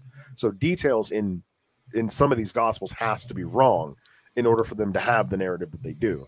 Most people will usually go off of John's version of the resurrection narrative because it's the most poetic, right? This is the one where you have doubting Thomas and the putting the hands and the holes in the sides of his feet and whatnot.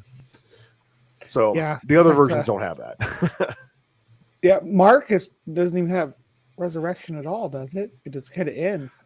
The earliest versions of the Gospel of Mark end at chapter 16, verse 8, and then later copies, and when I say later copies, I mean like the middle of the 3rd century versions of Mark Oh yeah. have competing endings, but the most popular is verses 9 through 20, where he goes on to tell the disciples that they can like lift up mountains and toss them into the ocean or handle deadly snakes and not be, poisoned by them. Yeah, that's false. See, I'm not that's fake, above considering that Mark might be based upon something that somebody at least heard secondhand about how the life and time of Jesus Christ, and then someone under Paul's tutelage deciding to add on to it, and then we get things like Luke and John, these different versions that have risen up. I mean, I could see that happening, but I don't know.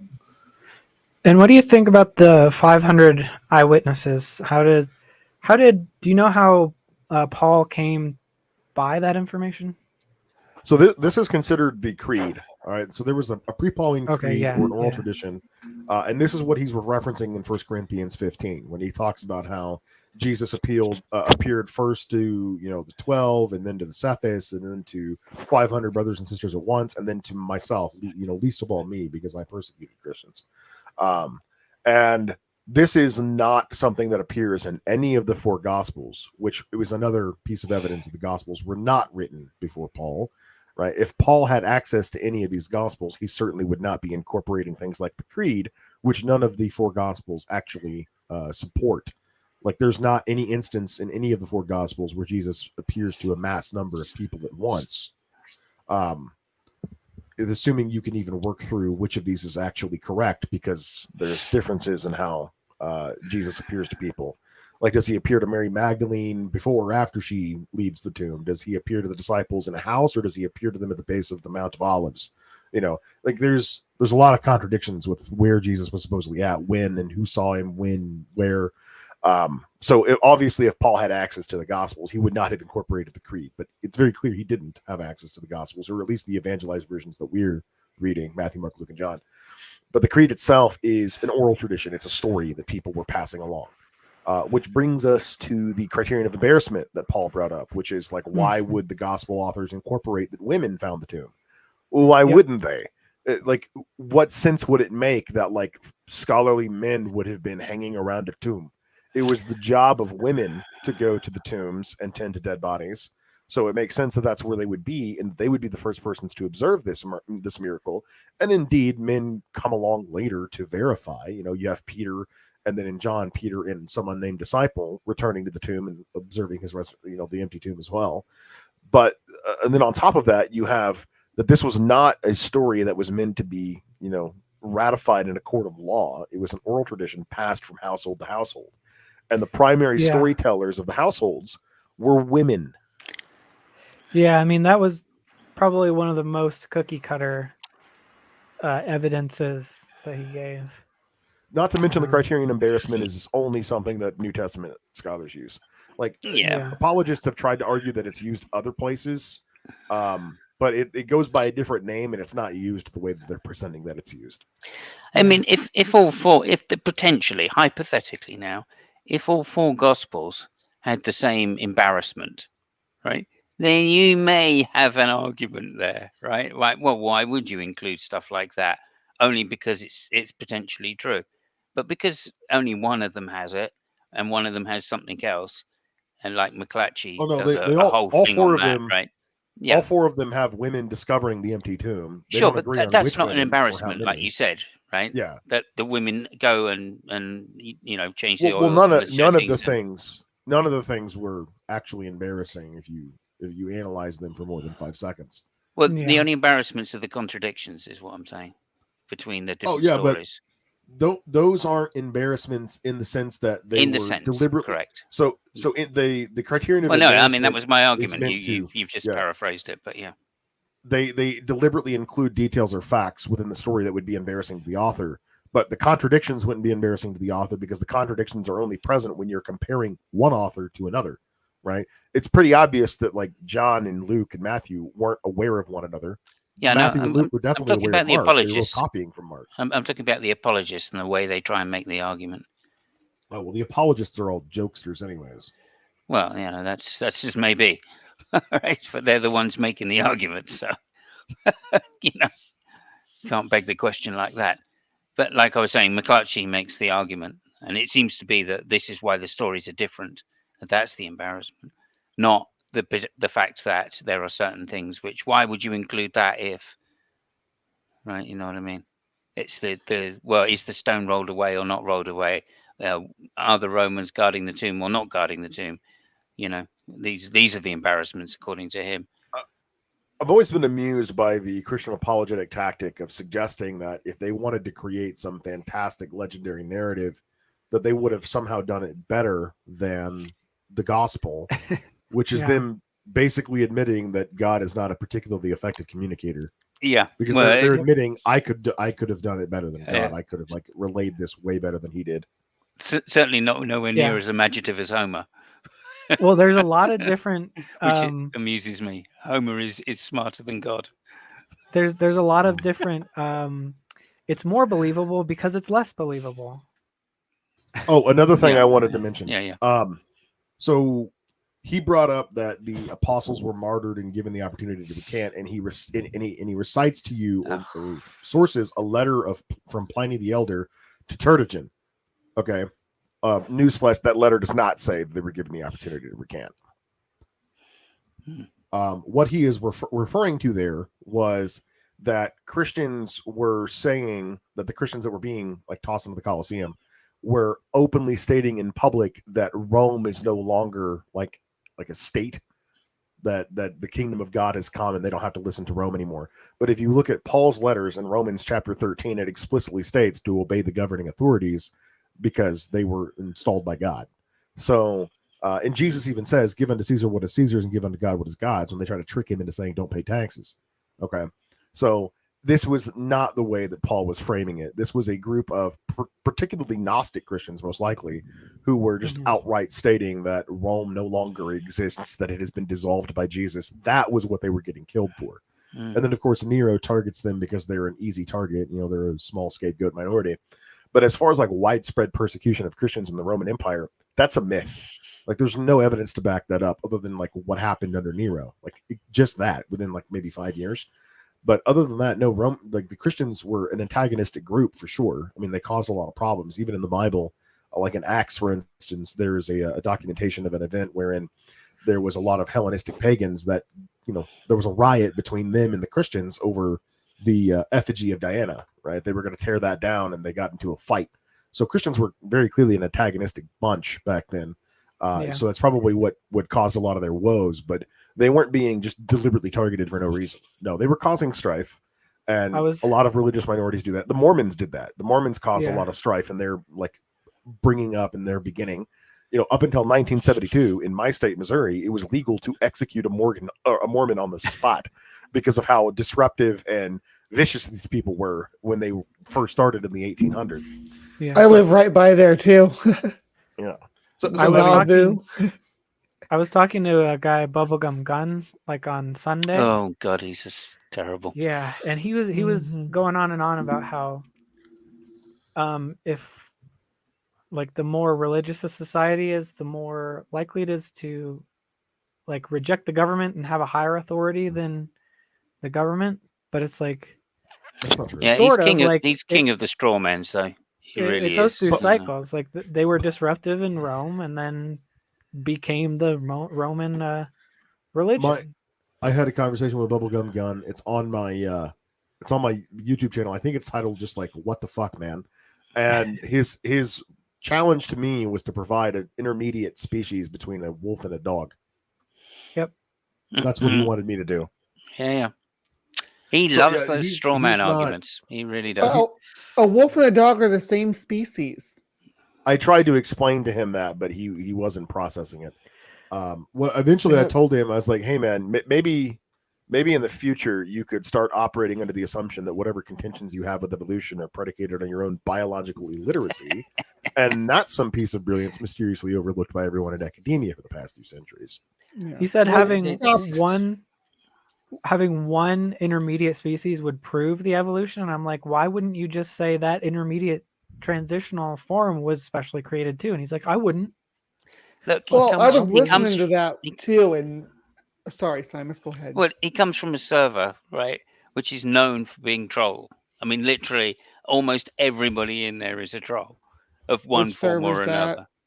Politics and religion. Oh yeah, mean, I'm in there. Right? It's had I've such been a getting- bad reputation over the years, right? I was in a room full of them, like what was it, speaker? I don't know what his name is now, Foxy, and he runs a Christian room, and they're all in there. I went in and said one thing, right, and I got 6 Christians just straw manning the shit out of atheism for about 30 minutes so- straight. Foxy and his ilk are all Darth acolytes, and they just use Sure. piss up. Sure. But then Yeah. some of them are just trolls for Well, sure. I was going to say, Snake, that in that discussion, if left to if we stopped selectively breeding dogs, which ones survive and which ones don't, and they would revert back to, a wild form. That's not what we would consider a dog now. Very quickly too, they do it very quickly. Dingoes are a relic population of what were once different, presumably different, a lot of different breeds and lineages of domestic dogs that were The same thing with allowed to dingoes roam. and jackals. But Yeah. I try to avoid the evolution conversation just because I don't care to have that debate.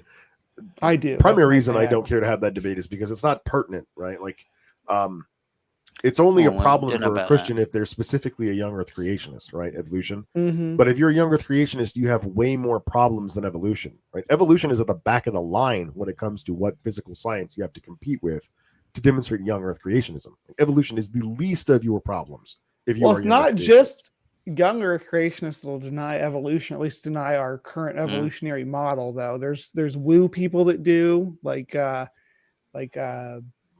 people that do like the spirit science kind of like stuff. Deepak Chopra.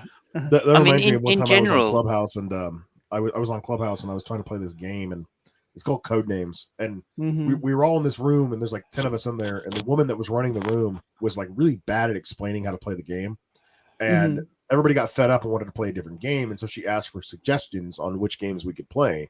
And so I thought of a few games that I know of that are on like, an online platform that we could just go to like some website and play together. And a couple of those are Secret Hitler, Cards Against Humanity, Monopoly, etc. And then she told me she's not going to play Secret Hitler or Cards Against Humanity because she doesn't want to manifest that kind of energy. Well, a lot of people find it quite dark humor. And they're not into it, I guess. But doesn't want to manifest the universe's aggression.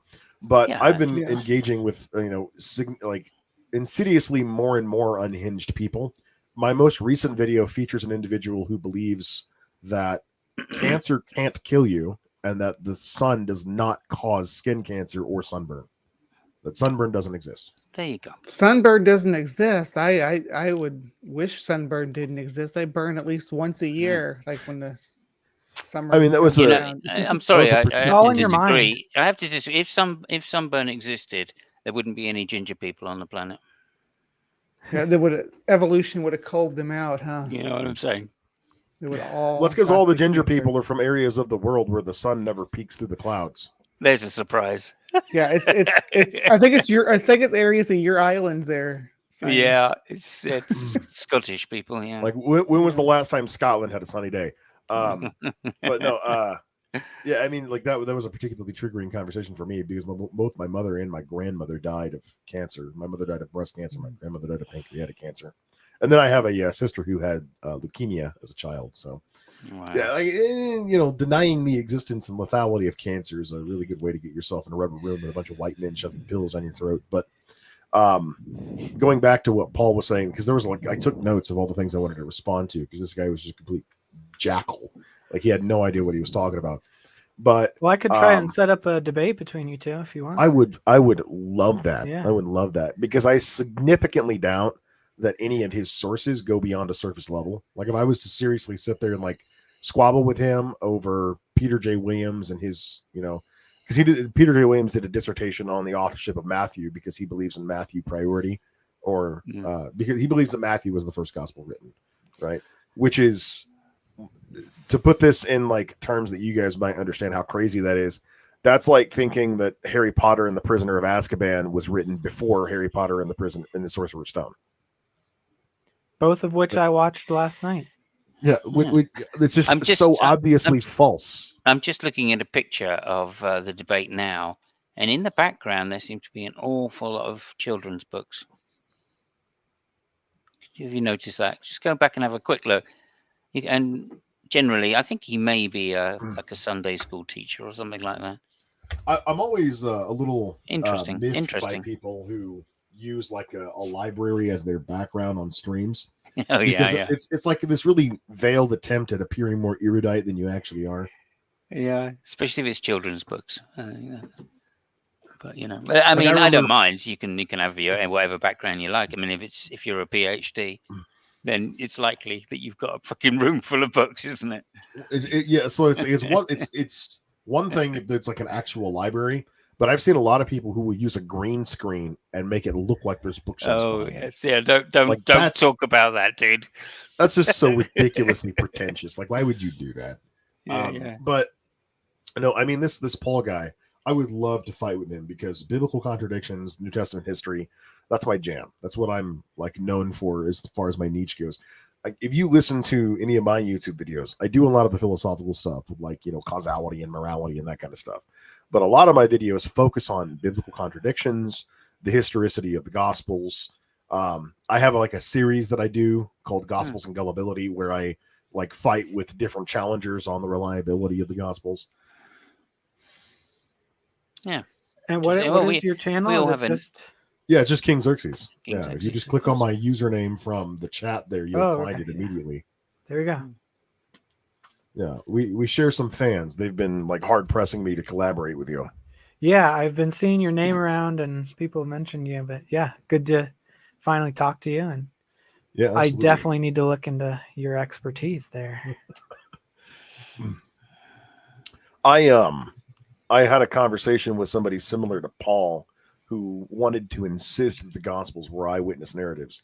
The easiest way to know they're not is because they're all written in the third person omniscient literary perspective.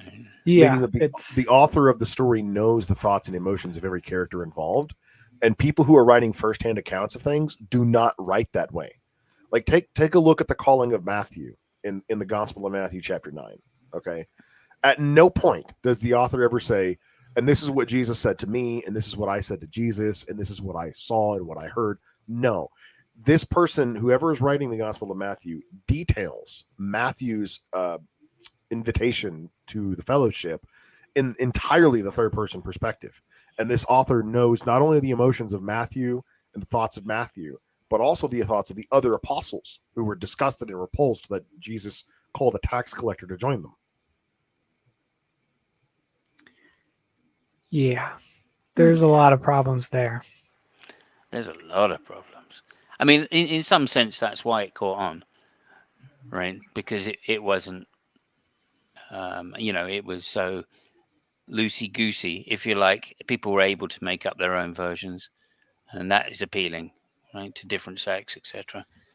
So, I mean, you can see why this thing spread out. One of the things I heard ages and ages ago was an explanation of, there's no cost to being a Christian. It doesn't cost you to worship and join a Christian sect, whereas most of the pagan sects, right, required some financial input in terms of getting burnt offerings or sacrificing, wine or whatever, Dionysus, etc., etc. So it was extremely appealing to those of a lower class, as it were, or not as wealthy. So all of that extra stuff that they say about Jesus giving away, give away your wealth and don't send to your family, etc., etc. All of that stuff plays into the hands of getting new converts, and nothing to do with the actual doctrine itself, as far as I can see. Another thing that I found quite astonishing was when Paul said that an analogy that you provided to compare to prophecy was self-fulfilling prophecy, but the establishment of the nation of Israel wasn't, despite the fact that was initiated by a group of evangelicals who were in the UN, also being supported by Jews, right? Like they're aware of this prophecy in the Bible, and they want it to be like fulfilled, so they established a recognized nation of Israel. But before 1948, there was already an Israel. Like it didn't magically become a country in 1948. It just became like an established state of the United Nations in 1948. Before that, it was just a region. Like Palestine is just a region. It's not an established or recognized country. So it's not like Israel just plopped onto the map in 1948. You can look at maps prior to 1948, and they have an area of the Middle East called Israel. Like this was never not a nation, so to speak. It just wasn't a recognized government. Like there was no established authority in Israel. Yeah, and it came about more through European guilt than anything else, I think. Certainly from the French and British angle, right? The story of actually Balfour and how he decided which area was going to be Israel and what was going to happen to the Jews after the war was very much to do with politics between the different empires, the French and British empires. That's another thing that reinforces my my suspicion that Paul probably thinks all the Gospels were written around 50 Common Era or earlier, because he uses the prophecy of Jesus predicting the destruction of the temple when we know that all the Gospels were written after that happened. This is not dissimilar to like the prophecies of Daniel. It's pretty uncontroversial in like scholarship that the prophecies of Daniel in like Daniel chapter 2, I believe, are posthumously written. They're written sometime around 200 BCE, which would have been well after they would have all come true based on the way they were writing. And we know this because the authors, they get a lot of details wrong that they shouldn't be getting wrong if they're written contemporaneously to like 600 Common Era, like, saying Belshazzar is the son of Nebuchadnezzar, when in reality he was the son of Nabonidus. And then you have Nebuchadnezzar's like venture off into the wilderness where he becomes like a savage animal. And this is basically a carbon copy of the prayer of Nabonidus written That's around one of my favorite BCE. stories from the Bible there. Nebuchadnezzar. Yeah, and that's just a carbon copy of the prayer of Nabonidus. And it's basically every detail is the same, except the king involved is Nebuchadnezzar instead of Nabonidus. But that prayer of Nabonidus in written history only appears subsequent to 300 Common Era. So this is evidence that we know that these were written posthumously. So these prophecies are not in fact prophecies. They're after the fact ad hoc renditions to make it look like a prophecy. And this happens all throughout the Bible. And there's plenty of examples of it. And what's fascinating to me is whenever I present this evidence, this overwhelming preponderance of evidence to Christians, what they do is they play this, well, it could have been this game. It's possible it was this game. The source that Paul was reading from, what did they preface each of their explanations for your contradiction was?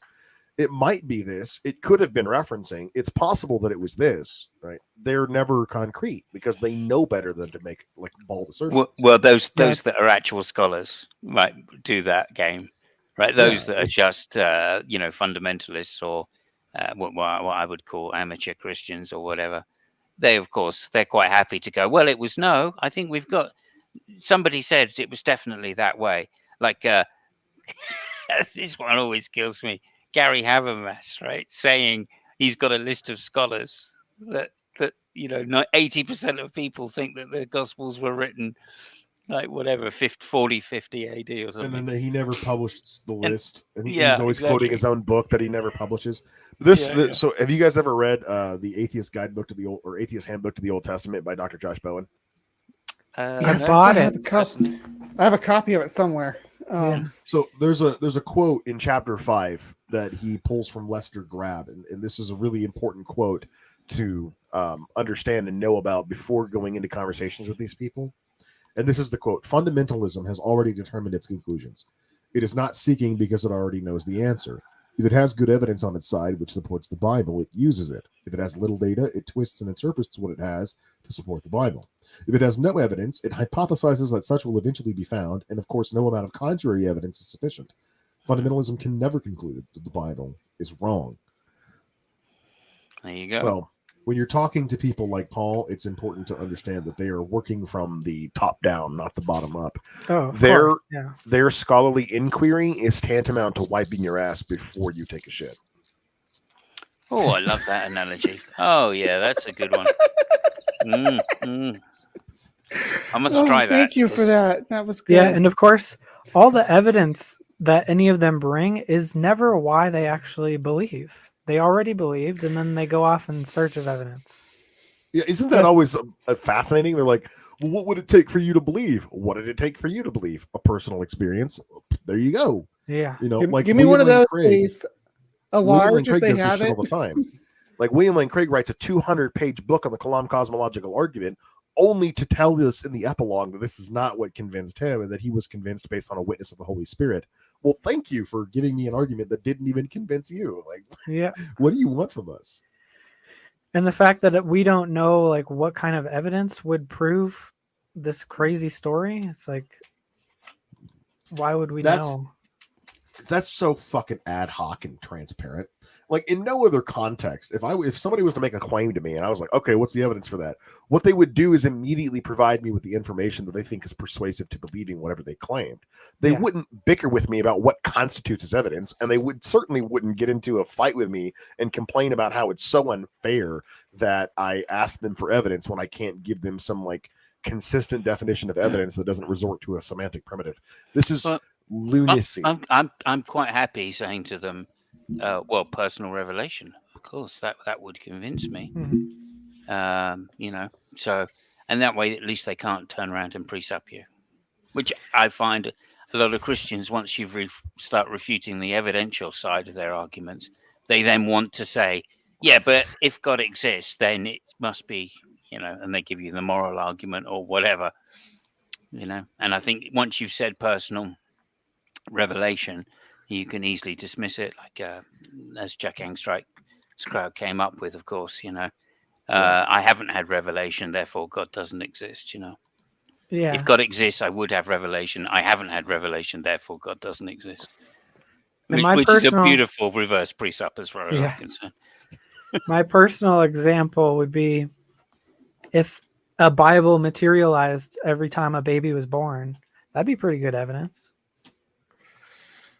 I've lowered my bar to something a little bit more possible, I suppose you could say. But I've always told them, I was always told them, okay, if an amputee prays to God for his arm to regrow or his leg or whatever part of his body has been severed, and it happens immediately, I'd fall to my knees and ask for repentance. I would believe in God in that moment. Now, is this like hardcore proof that it would be the case? No, but this is what would compel me. I guarantee you, if I watched a man who had no arm pray to God, pray to Jesus to heal his arm and bring it back, and I watched it with my own eyes grow back in that instance, I'd start praying to that God too. Oh, I'd definitely swing in that direction. Who wouldn't believe it? I would think there was something else going on, that there was some kind of new technology that I didn't understand, or I'd even believe that it was some kind of alien interference before I'd actually believe that it was the creator of the universe just because somebody's arm grew back. I just wouldn't. Yeah, I'd have my questions, but I'd swing in that direction. There's thousands of other options that I would. Well, the reason. And the other thing, obviously, that would help is if this was repeatable. Like if every time an amputee were to pray to God and heal my arm, and it happened, like obviously, like that would work as well. Or it's lovely, you say that. It's lovely to hear you say that, Brie. A good Humean would respond that way, and I really appreciate that because a good what? A Humean. Oh. Okay. So there's an argument. And if it was only possible by praying to God, if you could pray to any God doing it. There's an argument that I use a lot when I get the opportunity, like when I'm talking to specifically like evangelical type Christians. So to preface before I get into this, people like Calvinists, pre-suppers, and Arminianists are going to be immune to this argument because they're insane and they believe things that are obviously not true. The main thing that they believe that is obviously not true is that everybody knows God exists, right? They'll claim this, that we all know their God really exists. Which, I mean, I know that's not true, so I know with infallible certainty that they're wrong. And the conversation's them any further. Conversation's basically over at that point. Yeah. Oh, so no need to No. What do you say to them? That's the beginning for me. Yeah. Oh, I love that shit. Well, I mean, I think I can use this reverse argument again. Like, is that, how do you know then? Well, I know because, and they got to give you a reason. And it's going to be a precept reason because they're claiming knowledge, right? So they're going to have to say that they've got some deductive argument which proves God exists. It's going to be special revelation. Bring it on. You think? If you guys want to chuckle, watch my video using precept against precepts. It's really funny because I'm in a room with like 20 precepts, and they're each like taking turns trying to give me some like compelling argument for presuppositionalism. And all I'm doing is saying, yeah, but I could say the exact same thing and just take away God and replace it with the universe. And they have no response. And there's so many periods of just dead silence. And at the very end, there's like this 30-second period where nobody can respond to what I just said. And then Foxy comes up with the mic and says, well, all the atheists have been vanquished, right? Glory to God. And then he kicks me out of the room. Yeah. I mean, So I prefer that's to a fun say, little 15-20-minute video. I prefer to say to them, like, is your argument meant to convince me? Right? And as soon as they say, well, yeah, then I'm going to go back to, well, you can't claim revelation then. You need so something annoying. more than You guys- revelation at your core, because obviously revelation is necessarily first person, and first person is necessarily not going to convince anybody. So it's circular by definition. So You guys get to actually go in there and argue with these people. I don't get that privilege. They kick me on sight. It's not a privilege, really. And yeah, Foxy is easy. He's really easy to deal with because you just say something nice to him, and Why he's do so they kick you? egotistical that he will immediately Is go, it because you're a "Oh, all woman? right, you're They hate okay." women? Yeah, mostly. Yeah, No, They hate they're really obsessed with my genitals. They don't want to talk to me about anything else. They'll give me about 3 minutes of arguing about my genitalia, and then they'll kick me. Well, So- they are quite phallically fixated. Yeah, I'm I like, you usually wanna- just go ahead. I'll link on my OnlyFans if they really want. I mean, if they really want to find out.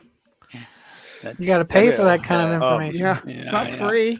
Anyway, so the argument that I use on people like Paul who are evangelicals to bypass this whole what is evidence shenanigans is the argument of non-belief, right? Instead of like pondering what is the evidence and why is there more Unresistant evidence. non-belief. Yeah. Why? Well, yeah, basically, non-resistant non-believers. Why is it the case that there are people in the world who are just genuinely unconvinced, regardless of whatever you think the standard of evidence is? It's clearly the case in reality that some people are predisposed to different levels of evidence. I mean, even amongst Christians themselves, right? A lot of Christians will say something like they didn't believe up until they had some personal revelation, or they didn't believe until they learned XYZ information here. And then some people just grew up believing, like they just never had any struggle or doubt or problems believing. But you will never meet a Christian who says that, I have a relationship with God. I have a relationship with Jesus Christ. I've been saved, but I don't believe God exists. Like, you're never going to meet anybody who says that. All the people who say that they have a relationship with God and Jesus Christ and that they have been saved are people who have become, for whatever reason, overwhelmingly convinced that God exists and that the facts necessary to our salvation are true. So I am unconvinced that God exists or that the facts relevant to my salvation are true. Why is this the case? Right? What motivation could God have for playing peekaboo with the universe? And what's funny about this argument is that it's not some sound, rigorous, logical deduction. It's rather an inference to the best explanation. And what will happen is the Christian will have to keep coming up with plausible or potential reasons why God would be hiding from me. And the reasons progressively get more and more absurd to the point where you realize that the rhetorical power of the argument isn't in its conclusion, but in this awkward labyrinth of mental gymnastics that you have to go through to get to a conclusion, right? Christians have their initial responses. Free will, that's the one they love. Okay, well, it's pretty easy to demonstrate to them usually that free will has nothing to do with the apprehension of knowledge. What you are and are not convinced of is not a matter of personal choice, right? You are convinced of things as an involuntary reaction to your level of information. So obviously free will doesn't play a role here. Like, it's not that I have the freedom to choose to positively believe something is the case. I believe something is the case independent of my volition on the matter, and then I can choose what I do after the fact. Like, I could know or believe with absolute certainty that I'm an alcoholic, but whether I choose to like get help for that problem is up to me. But I can't just choose to not believe I drink a certain amount of alcohol every day. That's not possible. Yeah, I mean that's why I can't. The Pascal's wager, I couldn't take the wager even if I tried, because I can't force myself to believe. Exactly. Yeah. Now, a lot of Christians will unless I'm insist. convinced. A lot of Christians will insist that beliefs are a choice, but these people are usually conceptually impoverished to the point where they're not equipped to be having the conversation in the first place. Examples of this would be my video entitled Enigma of Non-Belief, where I ask a guy point blank, because we're debating over what it means, like what does free will encompass, and he's insisting that he has choice over everything. And so I ask him, did you choose to be born? And then he's dead quiet for about 20 seconds, and then he says, I have free will, I choose everything. Like, he just cannot wrap his mind around the hypothetical. He doesn't understand the questions that I'm asking him. So, like, and this is a grown adult that I'm talking to. So some Christians, get really hung up on this whole belief is a choice thing, because that's what they think they're doing. They think they're make-believing this is the case. Well, it's backed up by scripture as well. So, I mean, that's the problem, isn't it? Right. Once they get into the Bible, they read the scripture that backs that up, and then they go, oh, yeah, well, that makes sense now. And they don't actually think that it does. Is that the one that's like, we all know in our hearts that... No, it goes along the line. I don't know, because I'm not a Bible thing, well, that would be... Maybe you can help me, but it's blessed. That would be evidence that beliefs are not a matter of choice. But the Bible refers to non-believers constantly, like 2 Corinthians chapter 2, verse 14. No, it's 1 Corinthians chapter 2, verse 14. And then there's like John 10:26. Yeah, there's a lot of verses about people who are just genuinely unconvinced or don't believe. And like, for example, in 1 Corinthians chapter 2, it says that like the people who don't believe, they don't believe because they haven't been endowed by the Spirit of God. And so spiritual things are foolish to them because they can't discern them.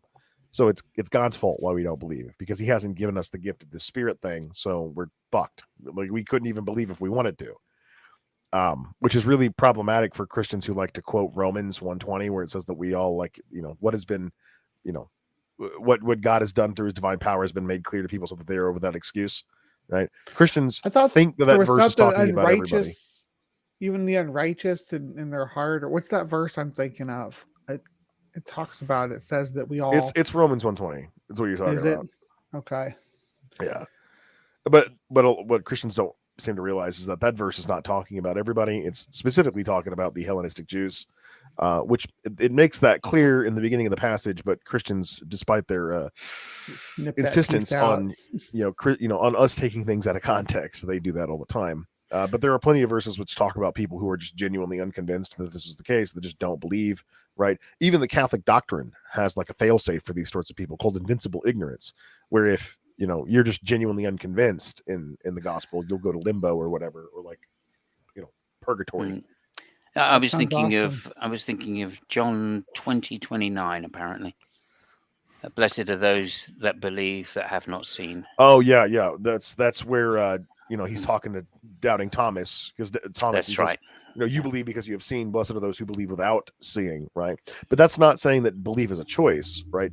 People believe in things all the time, like are sincerely convinced in things all the time they can't see. Yeah, but you can't be convinced, it's not a matter of choice, unless you have a reason, right? I'm on Team Thomas, though. I think if Thomas gets that kind of evidence, that we all should. Why is that? Why does Thomas get special treatment?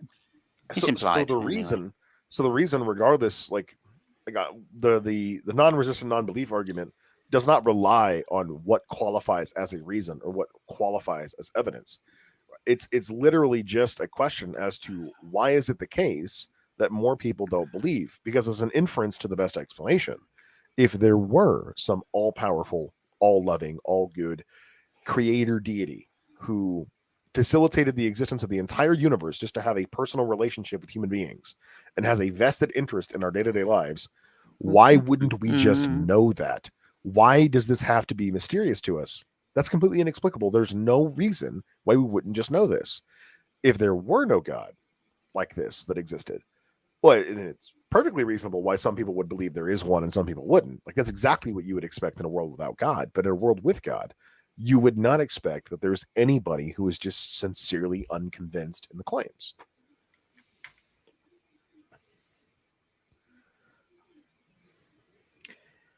Yeah. And that's where they turn to, no, you do actually believe. You're just suppressing the truth and unrighteousness. What kind of microphone you using there, buddy? I don't even know what it's called. Got it on Amazon. Is it It good? doesn't say it doesn't say what it is on it. Maono, Maono, And is that an XLR or is it a USB? USB. Oh, okay. I was wondering because it looks exactly identical to mine, but it had a USB port in the back of it, so I was confused. Do you speak into the top of it? Because I mean, it looks very similar to mine. You speak into the side on mine. Yeah, it's like I just have it on the side of my cheek here.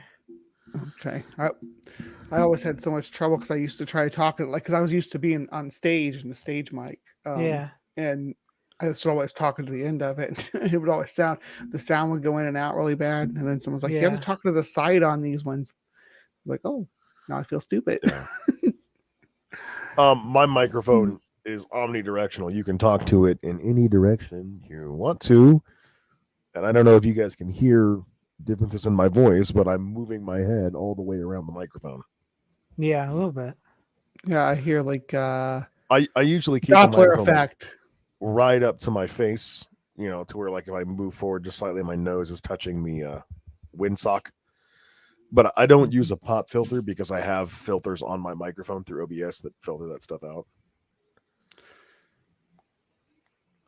Yeah, I used to not use the pop filter so much, but some of my recordings pop a little too much, so Yeah. I don't use a microphone. I use faith. ooh. He's communicating with us through the power of faith. Well, no, sorry, no, you misunderstand me. I meant George Michael. The music is just that powerful. Yeah, he is. He is. He doesn't live too far away from me, I should say. And yeah, no, you could hear him some nights. You'd listen. You'd open the window and listen. You'd hear his car crashing. It's very romantic. Sounds like it. Yeah, he was known for crashing his car. That was one of his. Yeah. Getting really pissed. The implication was that he was. We were gonna say you could hear him rehearsing or singing or something, but nope, you hear his car crashing. No, you hear his car crash. He never stood on his balcony and serenaded the neighborhood. I have a pretty good audio setup from when I want to play my guitar and sing and stuff. I do that on Discord a lot. Nice. Yeah. So I never sang too much. I was just the musician. Yeah, me too. Maybe I should start a singing channel.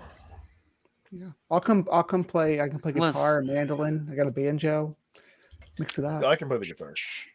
Yeah. Yeah, the problem is, the lag. That's the problem. You can't jam with somebody online yet.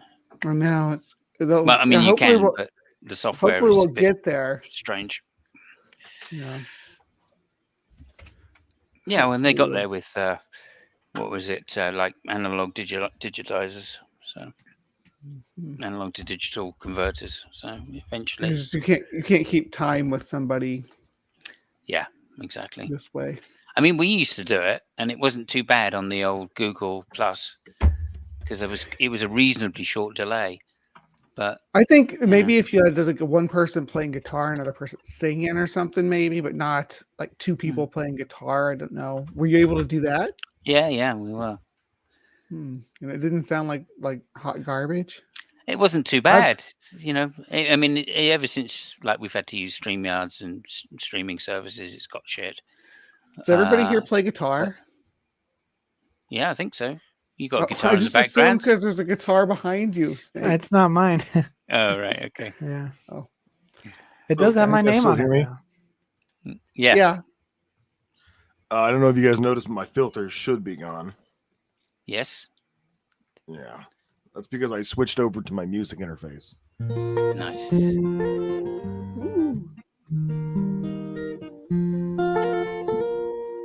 See, I can plug my guitar directly into my computer. Nice. Very good. Yeah. Now this is a pure acoustic, so I have to use like a pickup. Oh, you got like a piezo that you stick in there or what? It's an Amumu. Hmm. Little $35 pickup. It sounds way better than I thought it would, honestly. Oh, Yeah. tell me. My fucking yeah. I bought stupidly bought an acoustic which had a valve in it, and of course it wasn't long before the valve blew, and then I found it was like $350 for a new one. She's like Yeah. half the value of the guitar, you know. I'm like, oh shit. Yeah, I bought my son this bass, right? That's a really nice one that has like a computer built into it. Oh, I okay. thought it was really, really freaking cool, and you can't just have the normal work done on it. You can't just take it to a normal guitar shop. So I was like, God damn it, because we had to, when we got it, we had to address the, you always want to adjust the truss rod when you get something new or if it's off, right? Right, yeah. So we took it into the regular guitar shop and they refused to touch it. They're like, no, we're not touching Fuck that. this thing. Oh, But No, well. we were able to get it done. So yeah. yeah. All right. I do have to bounce. I gotta go eat, but Yeah, it's I'm fun probably hanging gonna out with you bounce guys. too. Same. Yeah. Okay. All right. We're all This is bouncing. Ralph. Goodbye, everybody. But I've got to go. I gotta Gotta leave the you all world behind and face face the truth.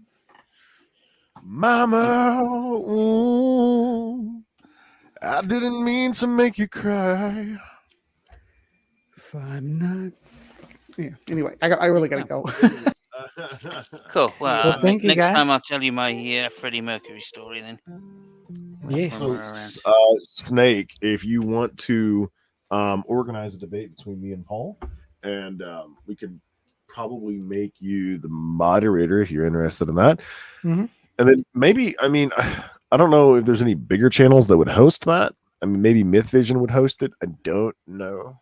But Well, I you would should put it definitely on Debate Cafe, really. if you want to Yeah. like collaborate on some of my live streams.